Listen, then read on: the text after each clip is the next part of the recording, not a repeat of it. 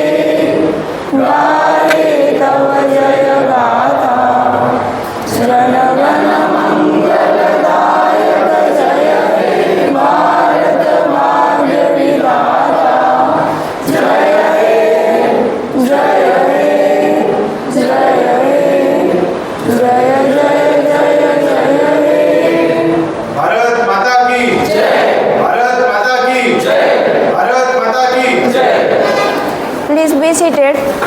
Firstly, I will give brief introduction of Competitive Exam Cell.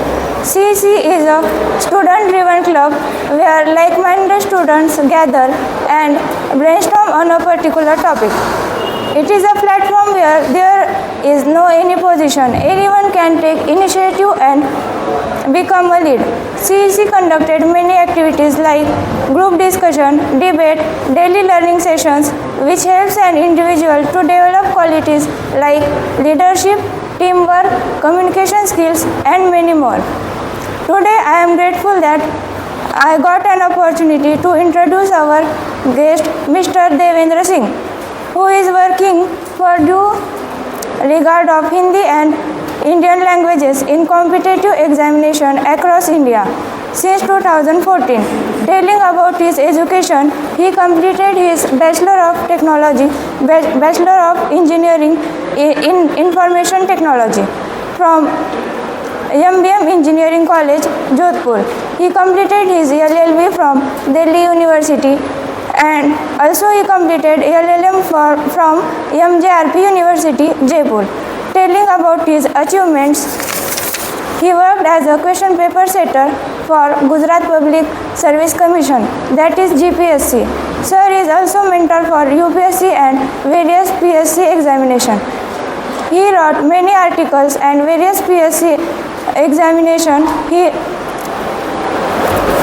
magazine and also working as an activist for promotion of Indian languages. So I request Mr. Professor Somnath Kaye to felicitate our guest, Mr. Devendra Singh. Thank you, sir.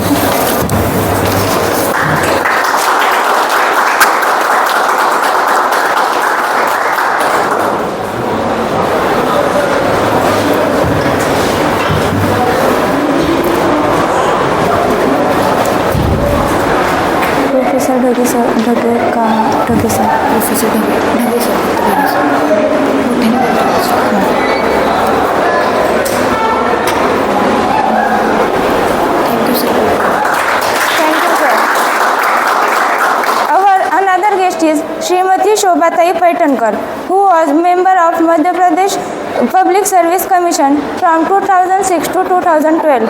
I request Dhage sir to felicitate our guest Shobhatai Paitankar. Thank you, sir.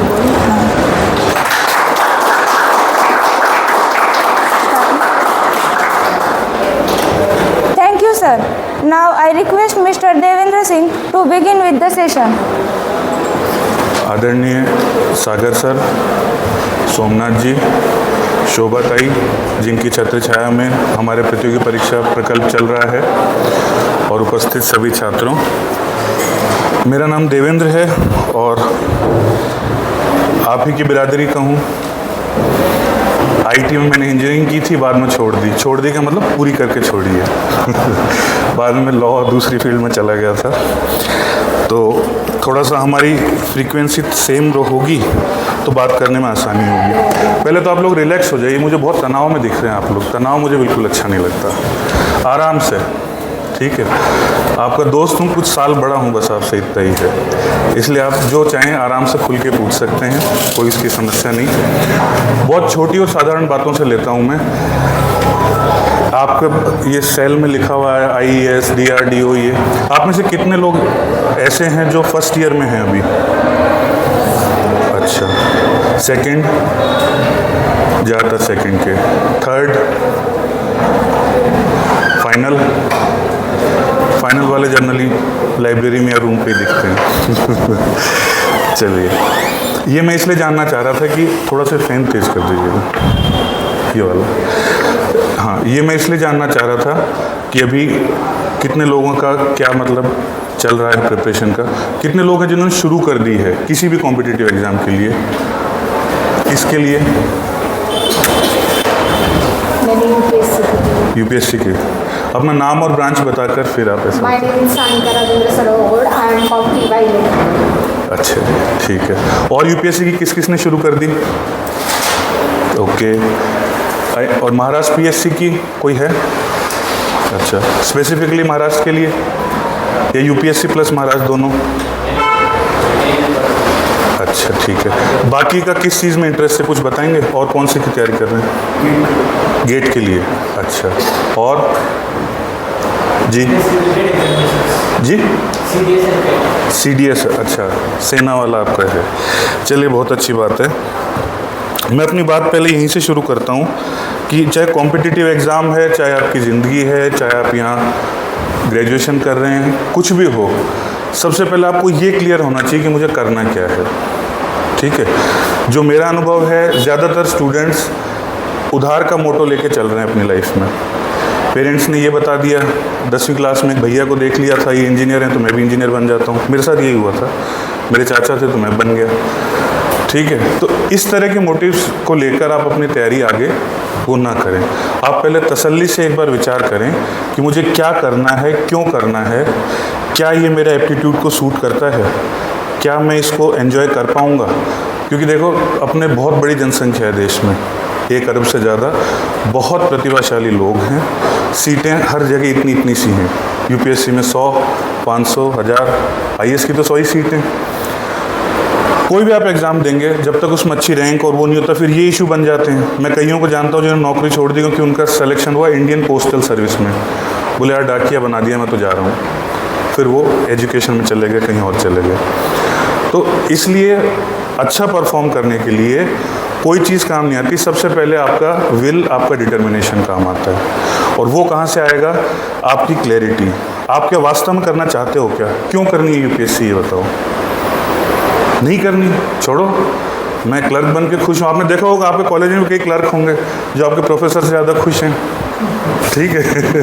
Professor तनाव में हैं, अब principal sir का phone आ जाएगा, अब ये हो जाएगा, वो हो जाएगा, उसका क्या होगा, उसका क्या होगा। वो आराम से अपने पान चबाया, 2-4 ज्ञान दिया लोगों को, शाम को अपने घर। ठीक है। तो इसलिए पहले आप ये क्लियर करें। एक अंग्रेजी में गाना था बहुत पुराना, मेरे एक गुरुजी थे, वो कई बार दोहराते थे, what do you want, what you really really want. ठीक है। जनरली लोगों को क्या होता है कि कोई मोटो चुना किस लिए, कि बस मैं स्टेबल हो जाऊं। तो कभी हो सकता है क्या स्टेबल कोई है? स्टेबिलिटी नामी कोई चीज़ है? इंजीनियरिंग में हो आप लोग, कुछ भी स्टेबल नहीं है ना। Provided this this this this this, ये स्टेबल हो सकता है, नहीं तो कुछ भी स्टेबल नहीं है। ठीक है। और वो प्रोवाइडेड ऐसा है कि या तो वैक्यूम में है या कोई और तीसरी कंडीशन है उसके लिए, तब जाके वो स्टेबल है। तो इसलिए पहले आप ये विचार करें कि मुझे करना ही है क्या। जैसे मान लीजिए आपको टीचिंग में इंटरेस्ट है, तो जैसे भाई ने बताया, आप गेट कीजिए, आप रिसर्च में जाइए, आप आगे एमटेक कीजिए और अच्छी पढ़ाई कीजिए। यहाँ से क्यों, विदेश से कीजिए। तो हम वास्तव में चाहते हैं, उसके सिंक्रोनाइजेशन में होते हैं तो हमारी मेहनत बहुत बढ़ जाती है और हमें उसका ना तकलीफ बिल्कुल नहीं होती। जैसे कई लोग कहते हैं ना कि मैंने बस अपने आप को झोंक दिया, मैं 16 घंटे पढ़ता था, 18 घंटे पढ़ता था। प्रैक्टिकली पॉसिबल नहीं है। हाँ, अगर आप किसी लक्ष्य को समर्पित हो जाते हैं तो फिर आपको उसकी थकान नहीं होती। तो इसलिए पहले आपको ये क्लियर होना बहुत ज़रूरी है और इसको आप आराम से समझ दें। कोई ज़रूरी नहीं है आपने तैयारी शुरू कर दी तो उसको करना ही है आगे। आप ये देखें कि मुझे करना क्या है, क्योंकि होगा क्या, एक बार वो हाफ हार्टेड आप शुरू हो गए ना, तो फिर जो कहावत है ना उगलते बना ना निगलते बना, ना तो आप उसको छोड़ पाएंगे, क्योंकि आप कोचिंग में भी एडमिशन ले चुके, पेरेंट्स को बता चुके, पूरी दुनिया में ढिंडोरा पीट चुके कि भाई विकास तो IAS की तैयारी कर रहा है, अब विकास पीछे कैसे हटे, ठीक है। और आपका वहाँ मन भी नहीं लग रहा क्योंकि आपको वो नहीं पसंद है। आपको बाद में जाकर रियलाइज़ होता है कि नहीं यार अपने कोई पसंद नहीं। तो इस तरह से ना अपनी लाइफ को मतलब ख़राब मत कीजिएगा, उसको अपने आप को टॉर्चर मत कीजिए। उसके अंदर जो भी अपना टारगेट है पहले वो तय करना है मुझे कि मैं ये करूँगा, इंजीनियरिंग सर्विस की ही करूँगा। जैसे हमारे साथ एक प्रॉब्लम क्या रहती है, IT CSE वालों का तो बढ़िया है, उनका तो पता है उनको IT में जाना है, नौकरी करनी है। हालांकि उसमें डिटेल में बात करेंगे तो और कई चीज़ आ जाएंगी। कोर ब्रांच वालों को कन्फ्यूज़न रहता है। अभी मैं बात कर रहा था तो मैकेनिकल है, अब मैं IT में जाऊँ कि नहीं जाऊँ, कि मैकेनिकल कोर में ही रहूँ। तो इसका बेस्ट जज कौन है, कौन तय करेगा ये चीज़ कि मैकेनिकल में रहना है कि IT में जाना है? आप खुद, ठीक है। वैसे भी किसी कहीं सुनी हम मानते थोड़ी हैं। तो वो जो आपका इंटरनल इंस्पिरेशन है ना, उसी से आप अपनी दिशा तय करें। जब एक बार आपकी दिशा क्लियर हो गई ना, तभी आप उस रास्ते पर आगे बढ़ पाएंगे। अब यहाँ से मुंबई जाना है कि कहीं और जाना है, जब तय होगा तभी आप वो रास्ता पकड़ेंगे, नहीं तो आप कंफ्यूज घूमते रहेंगे, सिर्फ अपना टाइम और एनर्जी ख़राब करेंगे और बहुत रिजेंटफुल हो जाएंगे ना, डिसकंटेंट लाइफ की, यार ये क्या है वो क्या है। फिर आपने कई लोगों को देखा होगा पूरी दुनिया में कमी निकालते रहते हैं, ये भी गलत है, वो भी गलत है, सरकार भी गलत है, देश भी गलत है, सब कुछ गलत है, सिर्फ वो सही है बस, ठीक है। तो मैं नहीं चाहता कि ऐसी कुछ स्थिति अपने में से किसी के साथ हो। तो आप तसल्ली से पहले इसको करें। थोड़ा सा अब आप बड़े हो गए हैं, स्कूल कॉलेज स्कूल तो ख़त्म हुआ आपका, तो बी लिटिल सीरियस, ठीक है। क्योंकि इंजीनियरिंग में हमारी सबसे बड़ी प्रॉब्लम क्या है कि हम सीरियस नहीं होते किसी चीज़ को लेकर। आप में से ऐसे कितने हैं जो 7 दिन पढ़ते हैं एक पेपर के लिए? पढ़ता कोई? ज़्यादातर तो 1-2 दिन में हो जाता है काम। है कोई 7-8-10 दिन वाला? नहीं है ना। तो हमारा भी 1-1.5 दिन का हिसाब चलता था। तो ये है ना, इस प्रवृत्ति को थोड़ा थोड़ा आप बदलें, क्योंकि बाद में क्या है कि आपके मन में एक थोड़ा वो रह जाएगा कि यार मैंने ठीक से किया नहीं ये काम। अगर मैं थोड़ा सा इसको ठीक से करता ना तो बहुत अच्छा होता, या और अच्छा होता, या मुझे आगे आसानी हो जाती। जब आप compete करेंगे, भले आप जॉब में जाएं, कुछ लोग देखेंगे कि वो लीडर बने हुए हैं। क्यों? क्योंकि उन 4 साल का उन्होंने आपसे बेहतर उपयोग किया था। तो थोड़ा सा सीरियस हों इस चीज़ को लेकर कि अब आगे आप एक करियर चूज़ कर रहे हैं, आप अब मेन स्ट्रीम लाइफ में आ जाएंगे जहां आपको परफॉर्म करना है। आपकी परफॉर्मेंस से सब कुछ तय होगा, आपके आगे की लाइफ, आपका करियर, आपका प्रमोशन। तो उसके लिए थोड़ा आप एक बार सीरियस हों। जब आप सीरियस हो जाते हैं या हैं या नहीं हैं, उसका मैं एक ही लिटमस टेस्ट मानता हूँ। आप में से कितने लोगों को कोई रूटीन है, फिक्स रूटीन है, ऑलमोस्ट फिक्स रूटीन है किसी का? कुछ तो होगा। हाँ, कैसा? मैं पहले कह रहा, routine is not time table, do not confuse routine with time table, ठीक है। कोई रूटीन है किसी का? बता सकता है कोई? हम बहुत कम लोग हैं, आपस में इंटरेक्ट कर सकते हैं आराम से। सुबह 7 बजे उठ के 8:30 बजे तक कॉलेज में आना है, 8:30 से फिर 3:30 तक कॉलेज के लेक्चर्स कंप्लीट करके 3:30 से फिर जाके क्लब में थोड़ा पढ़ाई वगैरह करना, DLS करना है। फिर उसके बाद थोड़ा फ्रेश होना है और थोड़ा फ्रेश वगैरह कॉल करके बस थोड़ी पढ़ाई करनी है, थोड़ा फोन देख के सो जाना। और बताइए, बहुत ज़रूरी है ये जानना मेरे लिए और आपके लिए बताना। क्यों है वो मैं थोड़ी देर बाद आपको एक्सप्लेन करूँगा। और कोई बताएगा? जी।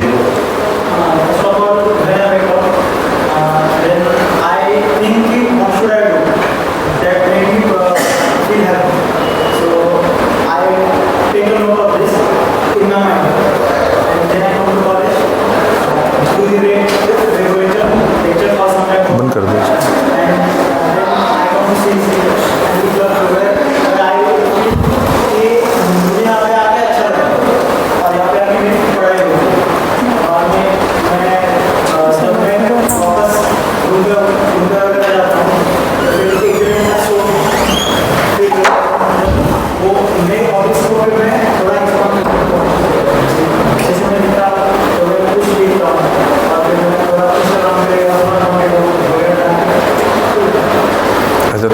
का समय निकल नहीं पाया इसमें। मजाक कर रहा हूँ वैसे, आप पर्सनली मत लीजिएगा इसको। और कोई बताएं, आप बता रहे थे। सर सुबह उठती हूँ मैं, उसके बाद 1 घंटा पढ़ती हूँ, 1-1.5 घंटा, उसके बाद आधा घंटा एक्सरसाइज एंड ऑल, और उसके बाद newspaper and things, then college के बाद क्लब में जो DLS होता है वो, और उसके बाद घर जाना, फिर आधा घंटा जो एकेडमिक्स एंड वो थिंग्स है वो, और उसके बाद कुछ पढ़ना है तो पढ़ना है, नहीं तो नेक्स्ट डे का शेड्यूल कुछ है तो वो प्लान करके। चलो, तो इसमें आपके लिए लेजर टाइम कहाँ निकला, रिक्रिएशन का समय कहाँ है आपके पास? कौन सा ईयर है? 2nd 3rd year. चलिए, और कोई? जी। Jai Hind sir, I am Arya Karwalkar from 3rd year computer department. तो मेरा ऐसा है कि सुबह 7 बजे उठना, फिर सुबह के काम करके कॉलेज आना, फिर कॉलेज खत्म होने के बाद डेली लर्निंग सेशंस रहे क्लब के, वो अटेंड करने के बाद 7 बजे से स्टडी, उसमें थोड़ा इंजीनियरिंग के लिए और मतलब डिवाइड कर दिया मैंने, पहले इंजीनियरिंग के लिए, उसके बाद में UPSC के लिए, और उसके बाद में मुझे बुक्स पढ़ना बहुत पसंद है, मतलब अदर देन एकेडमिक्स, सो उसके लिए मैंने टाइम निकाला है, और मुझे लिखना भी बहुत पसंद है, तो पढ़ने के बाद मैं लिखती भी हूँ। बहुत बढ़िया। इसके बाद में चलिए, और कोई शेयर करना चाहेगा? नहीं। चलिए, मैं मान लेता हूँ कुछ लोगों का रूटीन नहीं भी है, ठीक है। मैं देखिए क्यों जोर डाल रहा हूँ रूटीन पे, या क्यों सबसे कह रहा हूँ कि आप अपना रूटीन बताएं। जैसे 1-2 के तो कुछ फ्लॉ समझ में आते हैं कि आपके पास रिक्रिएशन का टाइम नहीं है, या आपके पास थोड़ा पढ़ाई के लिए उतना नहीं निकल पा रहा, या कोई भी इस तरह की बात हो सकती है।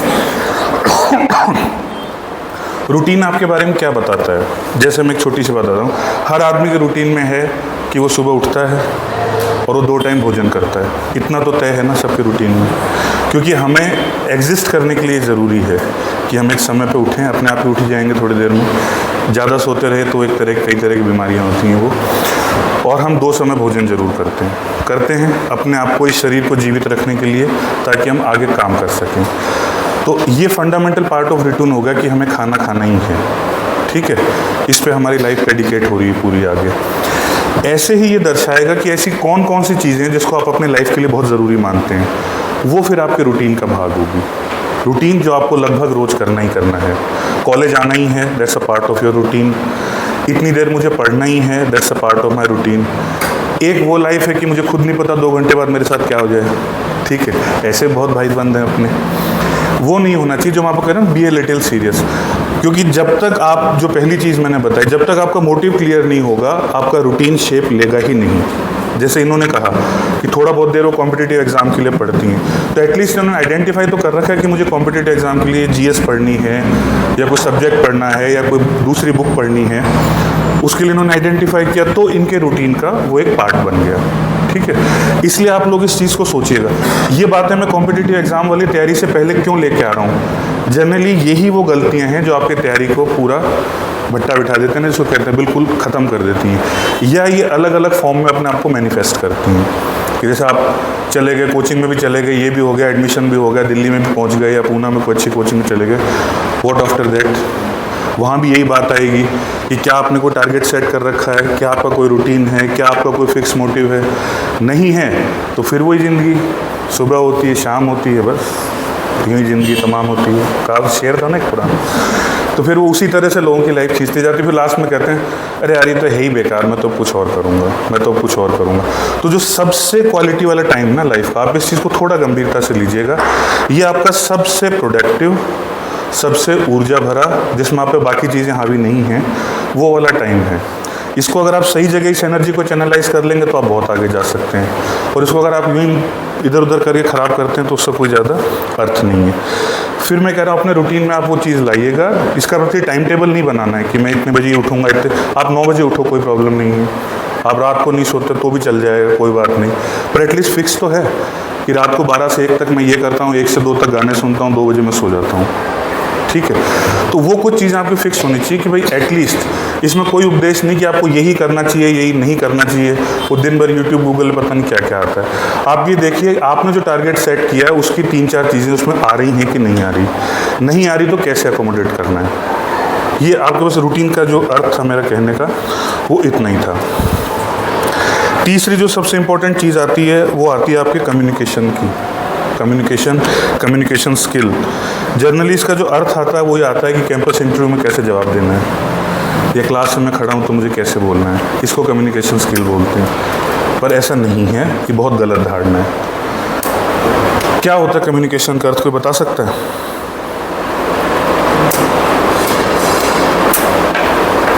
कम्युनिकेशन का अर्थ, अरे इंजीनियरिंग स्टूडेंट्स हो यार। हाँ, कोई बंदा अगर आपसे बोल रहा है, बात कर रहा है, तो कम्युनिकेशन स्किल ऐसे है कि वो आपको बात की सुनना चाहिए, आपको पहचानना चाहिए कि मतलब आपकी बातों से लगना चाहिए कि आप पर्सन क्या हो, मतलब और आपका आइडेंटिफिकेशन कम्युनिकेशन होता है, तो कम्युनिकेशन बेटर होना चाहिए। आप बताओगे दोस्त? आप कहीं खोए हुए थे इसलिए पूछ लिया मैंने आपसे। आप लोग भी बैठ जाइए, खड़े क्यों?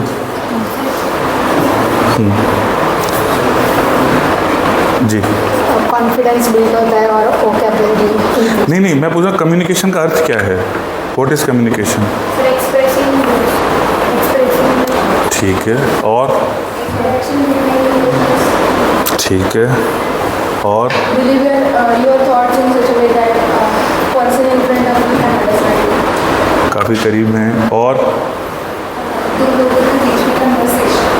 ठीक है, और अपनी बात सामने वाले को समझाना और उसकी बात समझना। बहुत बढ़िया।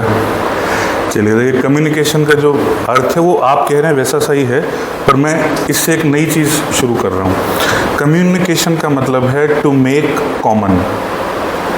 ठीक है, कम्युनिकेयर, to make common. Make common का अर्थ क्या है? जो मेरे मन में है वो आपको भी पता लग जाए। ठीक है, तो ज़्यादा अच्छा कम्युनिकेशन क्या है? जो मेरे मन में है मैं उसको ठीक तरीके से आप तक पहुंचा पाया, दैट्स अ गुड कम्युनिकेशन। ठीक है, और अगर मैं उसको ठीक तरीके से नहीं पहुंचा पा रहा हूं तो वो फिर कम्युनिकेशन हुआ नहीं। ठीक है, तो आपके दिमाग में जो थॉट है, आपके मन में जो बात है, उसको ठीक ठीक सामने वाले के रखना, दैट्स फर्स्ट पार्ट। दूसरा पार्ट इसी तरह दूसरे पे अप्लाई होता है। दूसरा जो कह रहा है, अभी किसी ने कहा भी था शायद आपने, दूसरा जो कह रहा है उसे ठीक ठीक रूप में समझना, ये कम्युनिकेशन है। मैं इस पर क्यों जोर डाल रहा हूँ? चाहे आपका एग्ज़ाम ओरल है, चाहे आप कैंपस इंटरव्यू में बैठ रहे हैं, चाहे आप यूपीएससी के इंटरव्यू में बैठ रहे हैं, चाहे रिटन एग्जामिनेशन में बैठ रहे हैं, इसको भी अच्छे से ध्यान करके चलिए। रिटन एग्ज़ाम और ज़्यादा जिसको कहते हैं थोड़ा क्रिप्टिक कम्युनिकेशन है रिटन एग्ज़ाम जो आपका है। क्यों? उसमें एक लाइन आपको लिखी हुई आती है एलेबोरेटेड, उसके अंदर कई सारे उसके एनकोडेड मैसेजेस हैं, वो आपसे जो जानना चाह रहे हैं। जैसे मैं जब एग्ज़ाम दे रहा था तो एक ऐसे आया था, विश्व का नेतृत्व करने के लिए भारतीय समाज की तैयारी। ठीक है, इंडियन सोसाइटी कितनी प्रिपेयर्ड है टू लीड द वर्ल्ड। ठीक है, एक सवाल आया, ये सिंपल सा लगता है, क्या बोलें अपन? हाँ, हमारी इकनॉमी बहुत ग्रो कर रही है और काफ़ी अच्छा चल रहा है, और अब तो ये हो गया वो हो गया, 5-7 आपने टेंजिबल सी बातें बता दी। एक्चुअली उसके अंदर बहुत सारी चीज़ें थी।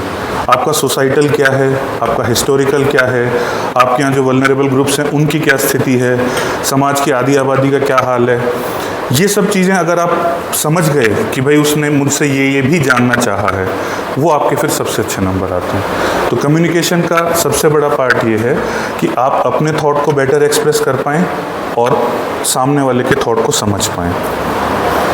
तो एक्सप्रेशन के साथ जो हमारी सबसे बड़ी प्रॉब्लम है, इसको थोड़ा आप गौर से देखिएगा। सबसे बड़ी प्रॉब्लम क्या है? जैसे अभी भी आ रही है, हम बहुत थोड़े से लोग हैं, जवाब बहुत थोड़े लोग दे रहे हैं। उस थोड़े से में बहुत थोड़े लोग, 3 या 4 लोग ही हमेशा जवाब दे रहे हैं। ठीक है, इसका कारण क्या है? इसमें आपका दोष नहीं है, ये दोष है हमारे स्कूल्स का, समाज का। एक ऐसा वातावरण है जिसमें अगर आप अपने आप को इनहिबिट करते हैं, चुप रहते हैं, तो उसको बड़ा प्रमोट किया जाता है। वाह वाह वाह, बहुत बढ़िया, बहुत शरीफ लड़का है ये तो। ठीक है, और अगर आप अपनी बात को एक्सप्रेस करते हैं, ये देख बदमाश, चुप हो जा, चुप, बिल्कुल। छोटे से को हम ये धीरे धीरे ग्रूम करना शुरू करते हैं उसको, कि अगर आप जो नॉर्म्स बने हुए हैं ना उनके साथ अलाइन हो जाएंगे तो आप बहुत अच्छे हैं। You will be accepted by the whole society, family, friends, सब कुछ। और अगर आप उसके इतर कुछ बात करते हैं तो हमेशा कहते हैं ये थोड़ा टेढ़ा है आदमी, ये थोड़ा ठीक नहीं है, ये थोड़ा वो नहीं। वहाँ से हमारी धीरे धीरे ट्रेनिंग होती है अपने कम्युनिकेशन को इनहिबिट करने की, अपने थॉट्स को दबाने की। तो अब हमारे पास कौन से थॉट हैं जो दूसरों ने सुने हुए हैं, खुद का थॉट तो हम किसी से बोलते ही नहीं। और धीरे धीरे इसकी ये इंतहा हो जाती है कि हम खुद से भी बोलना बंद कर देते हैं। हमें खुद को नहीं पता कि हम क्या चाहते हैं। क्यों? क्योंकि हमने बाहर भी बोलना छोड़ दिया, खुद से भी बोलना छोड़ दिया। अब हम क्या हैं? वो रोबोट देखा ना आपने, चाबी भरते हैं तो 2-3 जो भी डायलॉग है उसके अंदर बोलता जाता है। बच्चों खिलौने नहीं होते, बस कुछ हमारी वैसी स्थिति है। बहुत गंभीर समस्या, आप अपने आप पे विचार करके देखिएगा। किसी दोस्त का व्यवहार बहुत बुरा लगा, कितने लोग हैं जिसको कह देते हैं कि भाई ये ठीक नहीं था? नहीं कहते। वो एक बदमाश 4 साल तंग करके रखता है कि यार अब तो डिग्री पूरी होगी तभी से छुटकारा मिलेगा, नहीं तो कपार नहीं पड़ेगी हमारी।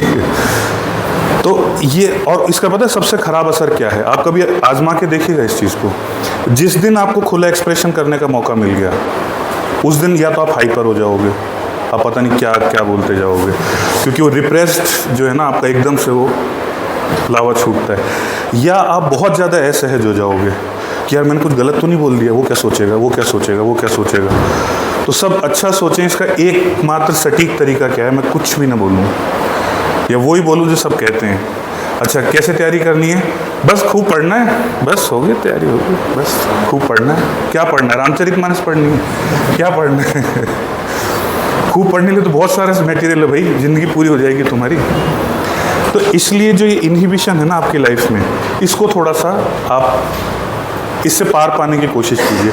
इसकी कोई ट्रेनिंग नहीं है, इसकी एक ही ट्रेनिंग है कि आपके कितने लोग हैं जिन्हें कोई ग्रुप है जिसमें कोई चीज़ डिस्कस करते हैं, चाहे फालतू की बातें डिस्कस करते हैं, बीजेपी कांग्रेस की लड़ाई करते हैं। ग्रुप हैं कोई ऐसे छोटे छोटे जिसमें कोई डिस्कशन होता हो?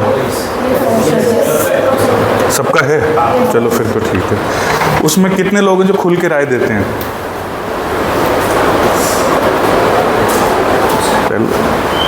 मैं पूरी तरह मानता नहीं इस बात को। ठीक है, बहुत अच्छी बात है। देखो क्या है, ये मैं इसलिए जोर डाल रहा हूँ इस बात पे, जो ह्यूमन कैपेबिलिटी है ना थिंकिंग की, वो सिर्फ तभी शार्प होगी, तभी रिफाइन होगी जब आप उसकी एक्सरसाइज करेंगे। नहीं तो कुछ नहीं है। नहीं तो बस आवाज़ पड़ी, आ जाओ खाना खा लो, चले जाओ, घंटी बज गई, घर पहुंच जाओ, वो उस तरह का हो सकता है। जब तक आप उसको काम में नहीं लेंगे, जैसे मान लीजिए मैं किसी को बुलाऊं, मैंने कहा भैया आप आओ यहाँ पे और 10 लाइन में बताओ अपने कॉलेज के बारे में या पुणे की प्रॉब्लम्स के बारे में, तो आप देखिए उसके पसीने छूटने लग जाएंगे, हालत ख़राब हो जाएगी। एक बार मैं क्या बताऊँ, ये बताऊँ, वो बताऊँ, ये। फिर जब वो घर जाएंगे ना वो अगली बार, तब वो सोचेंगे कि यार ये 10 बात तो थी। तो जब तक आप उसको बोलोगे नहीं, जब तक दूसरे से डिस्कस नहीं करोगे, वो आपके दिमाग से बाहर ही नहीं आएगी। इनफैक्ट ये बात यहाँ तक है, इतनी गहराई तक है कि आपको तब पता लगेगा मुझे क्या आता है जब आप उसको एक्सप्रेस करोगे। उससे पहले क्या है, एक जैसे फॉगी सा नहीं होता कि हाँ मुझसे पूछ लो रशिया यूक्रेन के बारे में आज, हाँ गलत हो रहा है, ठीक है भाई, एग्जैक्टली कैसे गलत हो रहा है ये बताओ। ऐसा आदमी मर रहे हैं वहाँ पे, ठीक नहीं है वो, ये कोई आंसर है? तब फिर मुझे पता लगेगा यार मुझे तो ना तो वहाँ की जियोपॉलिटिक्स पता, ना मुझे वहाँ क्या अमेरिका के इंटरेस्ट हैं वो पता। उससे पहले मुझे लगता है कि हाँ ये गलत हो रहा है। तो जो स्टीरियोटाइपिंग है ना, ये हम लोग हमेशा करते हैं चीज़ों की, और वो सही भी है, पर जब तक आप उसको एक्सप्रेस करना शुरू नहीं करेंगे तब तक आपको नहीं पता लगेगा। प्लस फिर दूसरों के रिएक्शन से, दूसरे उस बात पे क्या मत रखते हैं। तो जैसे हमारा तो पूरा जो दर्शन शास्त्र है ना भारतीय, वो इसी बात पे संवाद पर, जैसे आपने यम नचिकेता संवाद सुना होगा, उसी के माध्यम से उन्होंने पूरा दर्शन सिखाया है उसके अंदर, कि वो उनका स्टूडेंट एक सवाल पूछता है, फिर गुरु आंसर देते हैं, फिर वो सवाल पूछता है, फिर वो आंसर देते हैं। तो जब तक आप डिस्कस नहीं करेंगे तब तक आप मान के चलिए उस चीज़ पे आपकी पकड़ नहीं आएगी, भले ही वो आपका कोर्स की चीज़ है और भले ही वो चाहे कॉम्पिटिटिव एग्जाम वाली चीज़ है। इसलिए इस चीज़ को आप एक बार थोड़ा सा ध्यान रख के चलिए कि डिस्कशन इनफॉर्मल मेरे को किसी न किसी ग्रुप में करना ही है, ठीक है। यूँ नहीं कि लोगों को पकड़ ही लूँ कि आज का डिस्कशन छूट गया, यूँ नहीं। कोई भी चीज़ को इतना हार्ड एंड फास्ट नहीं करना। आप उसको देखिए कि हाँ आज मैंने थोड़ा इस टॉपिक पे बात की, चाहे क्लास वाले टॉपिक पे बात की, भले आपको आज कॉलेज की कोई बात अच्छी नहीं लगी, उस पर भी तो आपका प्रिसाइज व्यू होना चाहिए ना। ये बात मैं इसलिए कह रहा हूँ कि जब आप ये डिस्कस करना शुरू करेंगे ना, तब धीरे धीरे पता लगेगा यार मैं तो बायस्ड हूँ, मुझे पूरी बात का ही नहीं पता, मैं तो यूँ ही बोल रहा था। तो ये सब चीज़ें कंपटीशन में नहीं चलती, बायस्ड और यूँ ही जो है ना कुछ भी लिख दिया, कॉपी भर दी, ये सब वहाँ नहीं चलता। यूपीएससी में ऐसे में 0 नंबर भी आते हैं, कैन यू बिलीव, 0, कुछ नहीं, 1 नंबर 2 नंबर 150 में से। क्यों? जो उसने पूछा था उस पर तो आपने बात ही नहीं करी, ठीक है, तो वो फिर आपको उतने नंबर देगा। गूंगे गुड़िया कितने नंबर मिलेंगे, उतने ही मिलेंगे। तो इसका सबसे बढ़िया तरीका। दूसरा, फिर लिखते कितने लोग हैं। लिखने का मतलब ऐसा नहीं कि कविता लिखते हो, लिखने का मतलब कोई छोटा मोटा कुछ लिखते हैं। कभी कोई आर्टिकल लिखना, कोई किसी चीज़ पे लिखते हैं। आप किस चीज़ पे? आराम से बैठे बैठे। चलो, बहुत अच्छी बात है। जो लोग लिखते नहीं है ना, वो थोड़ा थोड़ा लिखना शुरू करें एक बार। मैं इसलिए कह रहा हूँ, देखो भाषा जो हमारी कम्युनिकेशन है, भाषा का कितना बड़ा रोल है आप जानते हैं। आप में से कितने लोग मानते हैं उनकी अंग्रेज़ी अच्छी है? चलिए, अबव एवरेज है। कितने लोग मानते हैं? कोई नहीं मानता। चलिए, तो इसका मतलब आपने ये चीज़ तो मानी कि भाषा में कहीं ना कहीं दिक्कत है, तो थोड़ा अंग्रेज़ी हमको सुधारने की ज़रूरत पड़ेगी। आपका मीडियम वही रहेगा ना सबका? मराठी मीडियम मुझे लगता है शायद ही कोई ले। अगर लेते हैं आप कुछ साहित्य वगैरह तो हाँ, अच्छी बात है अगर आप लेते हैं। तो मराठी पे आपका कॉन्फिडेंस है पूरा? नहीं, क्योंकि होता यही है, जो हमारी खुद की भाषा है ना, उसी को सबसे गलत बोलते हैं हम। दूसरी की तो फिर भी ग्रामर पढ़ लेते हैं, तो खुद की भाषा सबसे उल्टी सीधी बोलते हैं। हाँ हाँ चलता है, कुछ भी चलता है, अगला समझ गया, आपने अपनी बात बोल दी, बस हो गया। इसलिए थोड़ा सा अपनी भाषा पर काम करें। और इंजीनियरिंग का एक जो अभिशाप है, एक प्रॉब्लम है ना, वो क्या है, हमारी इंग्लिश इज आर एम तक सीमित रह जाती है। Should, could, is are am, 5 से 6 शब्द हैं, इसके पार इंग्लिश जाती ही नहीं है। क्यों? क्योंकि बात तो हमें करनी है वो बॉयलर की, कंप्यूटर की, नेटवर्क की, ठीक है। वो एडजॉइनिंग, कनेक्टिंग और ये 5, 10, 20 शब्द हैं, उसी पे अपना काम चल जाता है। अच्छा, आपने अंग्रेजी गलत भी लिख दी तो भी आपके टीचर छोड़ देते हैं कि चलो यार, बात तो बता दी ना इसमें पूरी, चलो ठीक है। और मैकेनिकल, सिविल, इलेक्ट्रिकल में ये फ़ायदा होता है कि वहाँ गणना कैलकुलेशन वाला काम ज़्यादा है, तो उनको और नुकसान हो जाता है इस चीज़ में, ठीक है। तो थोड़ा सा आप इस चीज़ पे काम करें। नहीं तो क्या होगा, जब आप तैयारी करने एक्चुअली उतरेंगे ना, ये बातें मैं क्यों जोर डाल रहा हूँ, जब उतरेंगे तो आपको लगेगा यार मुझसे तो कुछ नहीं हो रहा। मैं तो यहाँ, फिर क्या होता है पता है, सबसे ज़्यादा दिल्ली में जो स्टूडेंट के साथ होता है, उसको जाते ही लगता है मैं तो बिल्कुल कमज़ोर हूँ, मैंने सोच कैसे लिया यूपीएससी का, मैं तो इसके लायक ही नहीं हूँ, मैं तो ये भी नहीं कर सकता, मैं तो ये भी नहीं कर सकता। और ये फिर एक बहुत कैटास्ट्रॉफिक प्रोसेस है। एक बार आपको ये लगने लग जाए ना, नहीं यार अपने से तो नहीं होगा, ये भी नहीं होगा, ये भी नहीं होगा, ये भी नहीं होगा, फिर वो एक चेन चल पड़ती है। जबकि हकीकत क्या है, you never tried for it, you never work for it, कुछ भी नहीं किया आपने, उसका आयोटा तक नहीं किया, सोचा ही नहीं कभी उसके बारे में। इसलिए थोड़ा थोड़ा आप लिखना शुरू कीजिए। और मैं ये नहीं कहता एकदम सीरियस इश्यूज़ पर आप लिखिए, आप कोई भी इशू पर लिखना शुरू करिए जिसमें आपका मन करता है ना कि आज कुछ मन में आ रही है तो मैं लिखता हूँ इस पर ज़रा, ठीक है, 10 लाइन ही लिखता हूँ। और खुद ही उसको 3 दिन बाद देख लीजिए, आपको लगे कि इस बच्चे ने लिखी है ये, मतलब मैं सोच कैसे सकता हूँ ऐसी लिखावट के बाद। पर वहीं से फिर वो इम्प्रूवमेंट होगा। जब तक आपने उसको आजमाया नहीं, तब तक आप नहीं जान सकते कि आपके पास क्या है और क्या नहीं है। इसलिए आपको लिखना बहुत ज़रूरी है। और ये बहुत जहरीला, बहुत कष्टदायक प्रोसेस है, ये मैं आपको पहले बता रहा हूँ कि हाँ हाँ लिख तो लिया, बस हो गया ना, आज तो फ़ोन आ गया, अभी तो कल बात करेंगे, कल लिखेंगे, आज तो फ्रेंड आ गई मेरी, कल तो उसका बर्थडे है, वहाँ जाना है। तो जो सबसे ज़्यादा काम टलेगा ना, आप लिख के रख लीजिए इसको, सबसे ज़्यादा कोई काम टलेगा तो लिखने वाला काम टलेगा। This will be your last priority, ठीक है। और ऐसा हो रहा हो तो आप थोड़ा चिंतित हो जाइएगा उस चीज़ को लेकर। इसी में आपकी भाषा सुधरेगी, इसी में आपकी वोकेबलरी सुधरेगी। और जो कहते हैं ना प्रेजेंटेशन, कहाँ से आएगा प्रेजेंटेशन? जब तक आपने कुछ लिखा ही नहीं, किसी को कुछ बताया, भाई ये भी तो बताने का एक तरीका है ना, आप अपने आप को बता रहे हो कागज़ पर लिख के। और लिखने में थोड़ा प्रिसाइज ये हो जाता है कि ये हमारी ह्यूमन माइंड का वो है कि बोलते हुए तो चीज़ें फ्लूइड हो सकती हैं, लिखते हुए तो आपको उसको फिर कॉन्क्रीट करना पड़ता है ना कि ये या ये बताओ, एक चीज़ बताओ। नहीं तो बोलते हुए क्या, हाँ वो भी ठीक है, हाँ मतलब देख लो ना, मतलब समझ जाओगे, मतलब वैसा सही कुछ, वैसा सही कुछ। तो वैसा सही कुछ आप लिख नहीं सकते, आपको वहाँ प्रिसाइजली बताना पड़ेगा क्या वैसा। इसलिए ये लिखने का वो है। शुरुआत आप बिल्कुल उससे कीजिए। देखिए, तो जल्दबाजी मत कीजिएगा। आप 2nd ईयर में हैं, 3rd ईयर में हैं, 1st ईयर में, इवन फाइनल ईयर में हैं, जल्दी से कुछ नहीं होगा। ये एक प्रोसेस है, टाइम लेती है। जो पास हुए हैं उन्होंने भी खूब टाइम लिया है। हो सकता है उन्होंने उन 4 साल में अपने आप को बहुत गलाया हो जिन 4 साल में लोग घूम रहे हैं, मौज कर रहे हैं। तो कुछ जो चीज़ें हैं ये आपको एक्वायर करनी पड़ेंगी। आपकी कम्युनिकेशन पे कमांड होनी चाहिए, आपकी लैंग्वेज पे कमांड होनी चाहिए, और उससे आपकी यहाँ की लाइफ भी तो कितनी आसान बन जाएगी। आप देखते हैं कैंपस इंटरव्यूज़ के अंदर, हमारे कॉलेज में आए तो बड़े घबरा रहे थे लोग। किस बात पे? क्योंकि बात ही नहीं करी कभी किसी से। सब छोटे छोटे जिलों से आए हुए थे हमारे यहाँ, हिंदी मीडियम के लोग थे। अब वो आई इन्फोसिस वहाँ पे, उसमें 2-3 मैडम आई, उन्होंने बोली नहीं फूटी उनके मुंह से कोई, उन्होंने पूछ लिया कुछ तो उनसे बोला ही नहीं गया। अब बताओ, जो कि बहुत अच्छे मतलब टेक्निकली साउंड थे वो लोग, पर बस घबरा गए। क्यों? क्योंकि इससे पहले अपने आप को एक्सप्रेस करने की आदत नहीं थी। और जर्नलिस्ट को लोग कैसे अवॉइड करते हैं?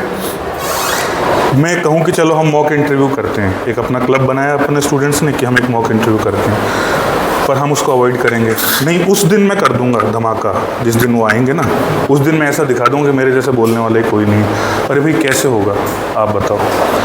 एक दौड़ है, जो लोग ओलंपिक जीतते हैं दे आर एक्सेप्शनल, वो भी कितनी प्रैक्टिस करते हैं, रोज़ करते हैं ना, जबकि वो चलते हुए मोटरसाइकिल को पीछे छोड़ दें एक बार तो ठीक है, पर फिर भी वो प्रैक्टिस करते हैं। तो बिना प्रैक्टिस किए, बिना उस चीज़ को आपको देखे अपने आपको कैसे लगता है कि अचानक वहाँ पे परफॉर्म हो जाएगा? तो वहाँ नहीं होगा। इसके लिए ये जो फंडामेंटल चीज़ें हैं ना, ये आपको थोड़ी थोड़ी करनी पड़ेंगी। और आप कुछ अच्छी किताबें पढ़िए, आप चाहेंगे तो किसी एक को मैं लिस्ट दे दूँगा, वो आप सर्कुलेट कर लीजिएगा थोड़ी सरल भाषा में, और अच्छे थॉट्स वाली कुछ किताबें, क्योंकि आपके थॉट और उसका भी एक पेपर है यूपीएससी में आगे, एथिक्स, इंटीग्रिटी एंड एप्टीट्यूड नाम से। या कहीं भी जाएंगे आप ऐसे लिखने होंगे तो भी आपके पास थॉट्स चाहिए। और इंजीनियरिंग में थॉट की तो दिक्कत आ जाती है, होते हैं हमारे पास, औरों से बेहतर होते हैं, पर बस थोड़ा सा उसको सामने लाने की, थोड़ा सा घिसने की ज़रूरत है। जैसे हीरा नहीं होता ऊपर का, वो पत्थर उसका हटा के अंदर से चमक निकालनी पड़ती है। तो थोड़ा आप अभ्यास करेंगे तो आपके ओरिजिनल थॉट्स हैं वो धीरे धीरे बाहर आने लगेंगे। अभी तक तो बाहर आने का कोई मौका ही नहीं है क्या कोई मौका? आप बताओ, 3 साल की पढ़ाई में कितना मिला? मुझे कभी नहीं मिला तो मैंने किया नहीं फिर, ठीक है। तो ऑलमोस्ट वो होता नहीं है। इसके लिए आप थोड़ा सा प्रयास करें, कुछ अच्छी किताबें उनको पढ़ें, उनका जो राइटिंग स्टाइल और वो है ना, उससे धीरे धीरे आपको एक पैटर्न पकड़ में आने लगेगा धीरे धीरे कि यार ये लिखता है तो ऐसे लिखता है, वो लिखता है वैसे लिखता है। कुछ हिंदी वालों का पढ़ के देखिएगा या मराठी का भी पढ़ के देखिएगा, क्योंकि बात पहुँचाने का तरीका है वो। अगर आप मराठी में समझ सकते हैं तो उसको पढ़िए, आप अंग्रेज़ी में समझ सकते हैं अंग्रेज़ी में पढ़िए, और थोड़ा बहुत कुछ अच्छी किताबें पढ़ने की आदत डालिए जो बहुत गंभीर ना हो, ठीक है। क्योंकि क्या है, जब तक आप में किसी चीज़ के बेसिक्स नहीं है ना, तो वो आपके लिए बहुत बड़ी बोरियत बन जाती है। तो एक इसका आप थोड़ा ध्यान रखिएगा। दूसरा, एक आपकी इसी कम्युनिकेशन का या इसी लर्निंग प्रोसेस का सबसे बड़ा एक हिस्सा है लिसनिंग का। आप में से कितने लोग जो मानते हैं कि मैं सामने वाले की बात बहुत अच्छी तरह सुन लेता हूँ, समझ जाता हूँ? है कोई? अरे वाह, बहुत बढ़िया। क्या मानते हैं आप, मतलब लिसनिंग से आप क्या मानते हैं कि क्या समझे?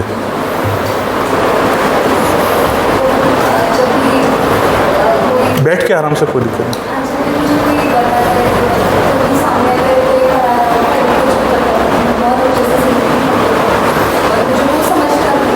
ठीक है, और कोई? क्वालिटी ऑफ गुड लिसनर या अच्छा लिसनर आप किसे मानते हैं? चलिए, अच्छी बात है। और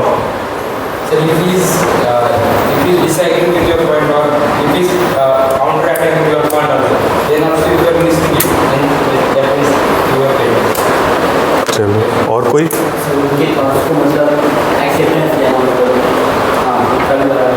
चलिए, और?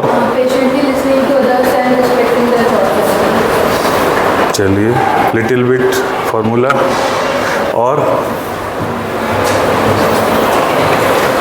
एक एक करके सबका नंबर आ जाए, ऐसी मेरी इच्छा है। हाँ जी, सामने वाले की बात पूरी होने तक उसको लिसन करना। चलिए, वही जैसा इन्होंने पेशेंस से कहा। चलिए, और भी आपके मन में कुछ अर्थ होंगे। इसका जो ठीक ठीक अर्थ है ना लिसनिंग का, वो ठीक अर्थ है। हाँ जी,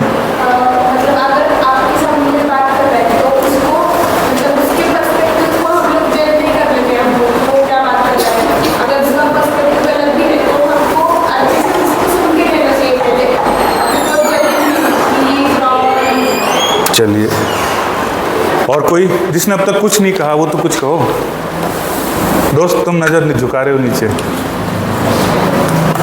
नहीं, कुछ ज़बरदस्ती नहीं है, पर मेरा कहना ये कि ऐसे मंच पर भी अगर आप खुलना शुरू नहीं करेंगे तो आगे आपको दिक्कत होगी। मेरा सिर्फ इतना ही कहना है। देखिए, लिसनिंग का जो ठीक ठीक अर्थ है ना वास्तव में, वो है if you can enter into the realm of the other person who is speaking to you. का मतलब, क्या आप थोड़ा बहुत उसकी दुनिया में जा सकते हैं कि वो कैसे बात कर रहा है। जैसे मान लीजिए मैं कहूँ कि मैंने घोर गरीबी नहीं देखी किसको कहते हैं, पर जब मैं एक बार बंगाल गया तो वहाँ लोगों की बात सुनी, तो क्या उनकी पीड़ा आप वो महसूस कर सकते हैं। जैसे एक छोटा बच्चा किसी चीज़ की शिकायत करता है तो हमें क्या लगता है, अरे ठीक है ना यार, कौन सा है, दूसरा ला देंगे, बात खत्म हो गई। तो हमने उसको सुना भी, उसको पुचकारा भी, उसको कंसोल भी किया, but we didn't listen to him. उसकी दिक्कत क्या थी, हम उस तक गए ही नहीं। आप में से कितने लोग मानते हैं कि वो पूरी बात सुन ही नहीं सकते किसी की? ईमानदारी से बताना, क्योंकि 10 में से 9 ऐसे ही हैं, वो जानते हो चाहे नहीं जानते हैं इस चीज़ को, दूसरे को बात कंप्लीट करने देते हैं। ऐसे कितने लोग हैं? देते हैं? मुझे बहुत खुशी हुई ऐसा है तो ठीक है। जनरली हमारा क्या, जैसे दूसरे ने बोलना शुरू किया उसी समय एक स्टीरियोटाइप बनाया, हाँ हाँ हाँ ये ऐसे है, बस हो गया। कुछ लोग इतने शालीन होते हैं कि इस बात को कहते नहीं हैं, पर अपने मन में विचार बना चुके होते हैं और कान उनके वहीं बंद हो जाते हैं। अब वो क्या बोल रहा है आगे तो बोलता है, मैं तो समझ गया, बीजेपी खराब है, बस मैं समझ गया, हाँ चलो ठीक है ना। इस चीज़ से थोड़ा हमको पार पानी जरूरी है। थोड़ा डिफ़िकल्ट काम है क्योंकि हमें आदत नहीं है, ठीक है। क्या है कि दूसरा कितनी अच्छी अच्छी बातें आपको बता सकता है, कितनी अच्छी अच्छी बातें कह रहा है, वो होते हुए भी आप कभी ग्रास्प नहीं कर पाएंगे उसको, और ये होता है, ठीक है। आपका फ्रेंड आपको कोई बात कह रहा है, देखो अपना जो सोचने का प्रोसेस है ना, वो ऐसे ट्रिगर्स पे काम करता है। आपके अंदर सारे फिलोसफर सब ये कहते हैं सारा ज्ञान आपके अंदर पहले से है, ठीक है। अब उसको एक ट्रिगर चाहिए, वो ट्रिगर मिलेगा आपको हमेशा डिस्कशन से, दूसरों की बात सुनने से, कुछ लिखने से, कुछ अच्छा पढ़ने से। जैसे कई लोगों की ज़िंदगी होती है ना, अंगुलीमाल की कहानी तो आपने सुनी होगी, क्या था कोई बताएगा? डाल के घूमता था, उसको एक बार गौतम बुद्ध मिले, गौतम बुद्ध को उसने कहा ओए रुक, उसने कहा मैं तो रुक गया, तू कब रुकेगा। अब उस बात ने उस आदमी को ऐसा ट्रिगर किया कि वो साधु बन गया उसके बाद, कि उसको समझ आया कि मैं इतने दिन से अपनी ज़िंदगी में कर क्या रहा था। तब उसको समझ आया कि अब मुझे रुकना चाहिए, अब मुझे अपना कोर्स चेंज करके वास्तव में ये करना चाहिए। ऐसे ही ट्रिगर्स आपकी लाइफ में भी काम करेंगे। क्या अरे यार मैं तो आज तक ये समझे बैठा था, मैं तो इसको ये समझता था कि ये तो ऐसे सोचता है, मैं तो ये समझता था कि मैं ये सोचता हूँ। These are real transformation and your genuine development. बाकी तो किताब रट के और वहाँ उतार के आ जाना, दैट्स नॉट अ डेवलपमेंट, वो केवल डिग्री का एक्यूमुलेशन है, उससे ज़्यादा और कुछ भी नहीं है। इसलिए दूसरों को सुनना बहुत ज़रूरी है, और फिर उससे आपका जो डेवलपमेंट होगा आप उसकी कल्पना नहीं कर सकते कि कहाँ से कहाँ पहुँच जाएंगे। आप सिर्फ दूसरे की बात सुननी, कुछ नहीं करना। ऐसे ना ज़्यादा जोर आए तो मन में 10 9 8 7 6 5 4 गिनती करने लग जाओ, इतनी देर तो नहीं बोलूँगा मैं, ठीक है। फिर धीरे धीरे आपके अंदर वो चीज़ आएगी। पर आप देखेंगे डिफरेंस ऑफ ओपिनियन से ही हमारा ओपिनियन क्लियर होता है, स्ट्रांग होता है, और उसी से ही आगे आप बढ़ सकते हैं। जैसे मान लीजिए एक समाज है जिसमें सारे ही चोर हैं, तो वहाँ चोर शब्द का कोई अर्थ है नहीं। तो जब तक वो डिफरेंस ऑफ ओपिनियन नहीं है, और वो भगवान ने बना के भेजा, सबके विचार अलग अलग हैं बिल्कुल, ठीक है। एक ही बात को, इसी पेन को पता नहीं लोग कैसे कैसे देखेंगे, अलग अलग व्याख्या देंगे। तो जब तक वो डिफरेंस ऑफ ओपिनियन को आप एक्नॉलेज नहीं करेंगे, आपका विकास नहीं होगा उसमें। और जो कॉम्पिटिटिव एग्जाम है ना, बेसिकली पता है एक ही चीज़ वो टेस्ट करते हैं कि किसी चीज़ के कितने डायमेंशंस आप एक्सप्लोर कर सकते हैं, ठीक है। कोई आपको एक क्वेश्चन दिया, मान लीजिए आज भारत में कोई जेंडर वाली इशू को लेकर कि सब बहुत चेंज हो रहा है, लड़कियों का आज बहुत ये हो गया, कदम से कदम मिला के चल रही। तो एक का तो ये होगा, हाँ हाँ हो गया, देखो IAS बन गई, ये बन गई, प्रधानमंत्री बन गई, और ये भी हो गया, वो भी हो गया, बस सब फाइन। पर आप झारखंड में जाएंगे तो आज भी वहाँ चुड़ैल कह के जलाया जा रहा है, तो क्या ये डेवलपमेंट हो गया? आप राजस्थान में जाएंगे तो आप देखिए इतनी इतनी सी लड़कियाँ पानी लेके जा रही हैं, पढ़ाई तो सोच भी नहीं सकते। आपको शायद पता नहीं होगा कि न्यूट्रिशनल वो भी है, प्रेफरेंस भी है घरों में, कि अगर 2 फ्रूट आए तो वो भैया को मिल जाएगा, दूसरे भैया को मिल जाएगा, वो लड़की बहन जी जो हैं वो रह जाएंगी। ये भी वही भारत है, ये भी वही भारत की लड़की हैं। और एक वो है जो आप YouTube पे देखते हो, पापा की परी, आता है ना तो दोनों ही चीज़ें हैं। तो आपको वो सारा देखना पड़ेगा एक बार कि हाँ यार ऐसा भी है, ऐसा भी है, ऐसा भी है। फिर जब आप ये सारी चीज़ें देखेंगे, then you will start exercising your judgement, जो कि शुरुआत में गलत ही होगा। क्यों? क्योंकि यू आर इनइन्फॉर्म्ड। क्यों? क्योंकि आपने उसको कभी काम में नहीं लिया। भाई कोई भी चीज़ है, उसको जब तक थोड़ा आप उस पर नहीं डालेंगे टेस्ट पर, तब तक उसका पता कैसे लगेगा? जब तक उस पर थोड़ा जोर नहीं डालेंगे। जैसे जिम में सब जाते हैं, ज़बरदस्ती अपने आप को देखो कैसे स्ट्रेस करते हैं, उठा उठा के वो एक ही वजन को 10-10 बार, फिर पैरों से, फिर उस पर भागे जा रहे हैं, फिर बॉल उठा के भागे जा रहे हैं। क्यों, क्या हो रहा है ऐसा? कोई लड़ाई थोड़ी हो रही है। They are putting their body at stress so that it can take a better shape. उसके लिए कुछ तो करना पड़ेगा। तो जब फिजिकली ऐसा है तो मेंटली भी ऐसा है। अब आप सोच लो कि आप अपने दिमाग पे कितना जोर डालते हो दिन भर में। बिना जोर डाले तो नहीं होगा। ये तो आप एक कमरे में लिख के रख लो लाइन कि भाई जब मैंने जोर ही नहीं डाला, और इस बारे में प्रसन्न भी रहिए फिर कि जब किया ही नहीं तो फिर परिणाम की क्या अपेक्षा करनी है। मौज मारे तो ठीक है, कोई दिक्कत नहीं। तो ये थोड़ा कम्युनिकेशन वाला इशू था जो थोड़ा सा वो हो, और जब आप ये करेंगे तो धीरे धीरे you will start communicating with your self, जो कि जीवन की सबसे बड़ी उपलब्धि है। ज़्यादातर लोग हम खुद से ही तो बात नहीं कर रहे, उसी से तो बचते घूम रहे हैं। इस बात पे किसी और दिन बात करेंगे, पर पहले आप दूसरों से पहले बात करना सीखिए, ठीक है जी। उसके बाद अगली चीज़ आती है, थोड़ा सा अब मैं कुछ फॉर्मल चीज़ें ले लेता हूँ, मुझे लगता है समय ज़्यादा हो रहा है। थोड़ा सा कुछ फॉर्मल चीज़ें ले लेता हूँ। एक सबसे बड़ी प्रॉब्लम जो आती है वो है प्रोक्रेस्टिनेशन। कोई बता सकता है प्रोक्रेस्टिनेशन का अर्थ क्या होता है? और वो प्रॉब्लम स्टूडेंट्स की नहीं है, वो जो जिनके जीवन में 2-3 दिन शेष बचे हैं उनकी भी यही प्रॉब्लम है, ठीक है। हाँ जी बताइए। अच्छा जी, ठीक है। क्यों होता है ऐसा? मैं कम से कम 5-6 लोगों के व्यू जानना चाहूँगा। Why do we procrastinate?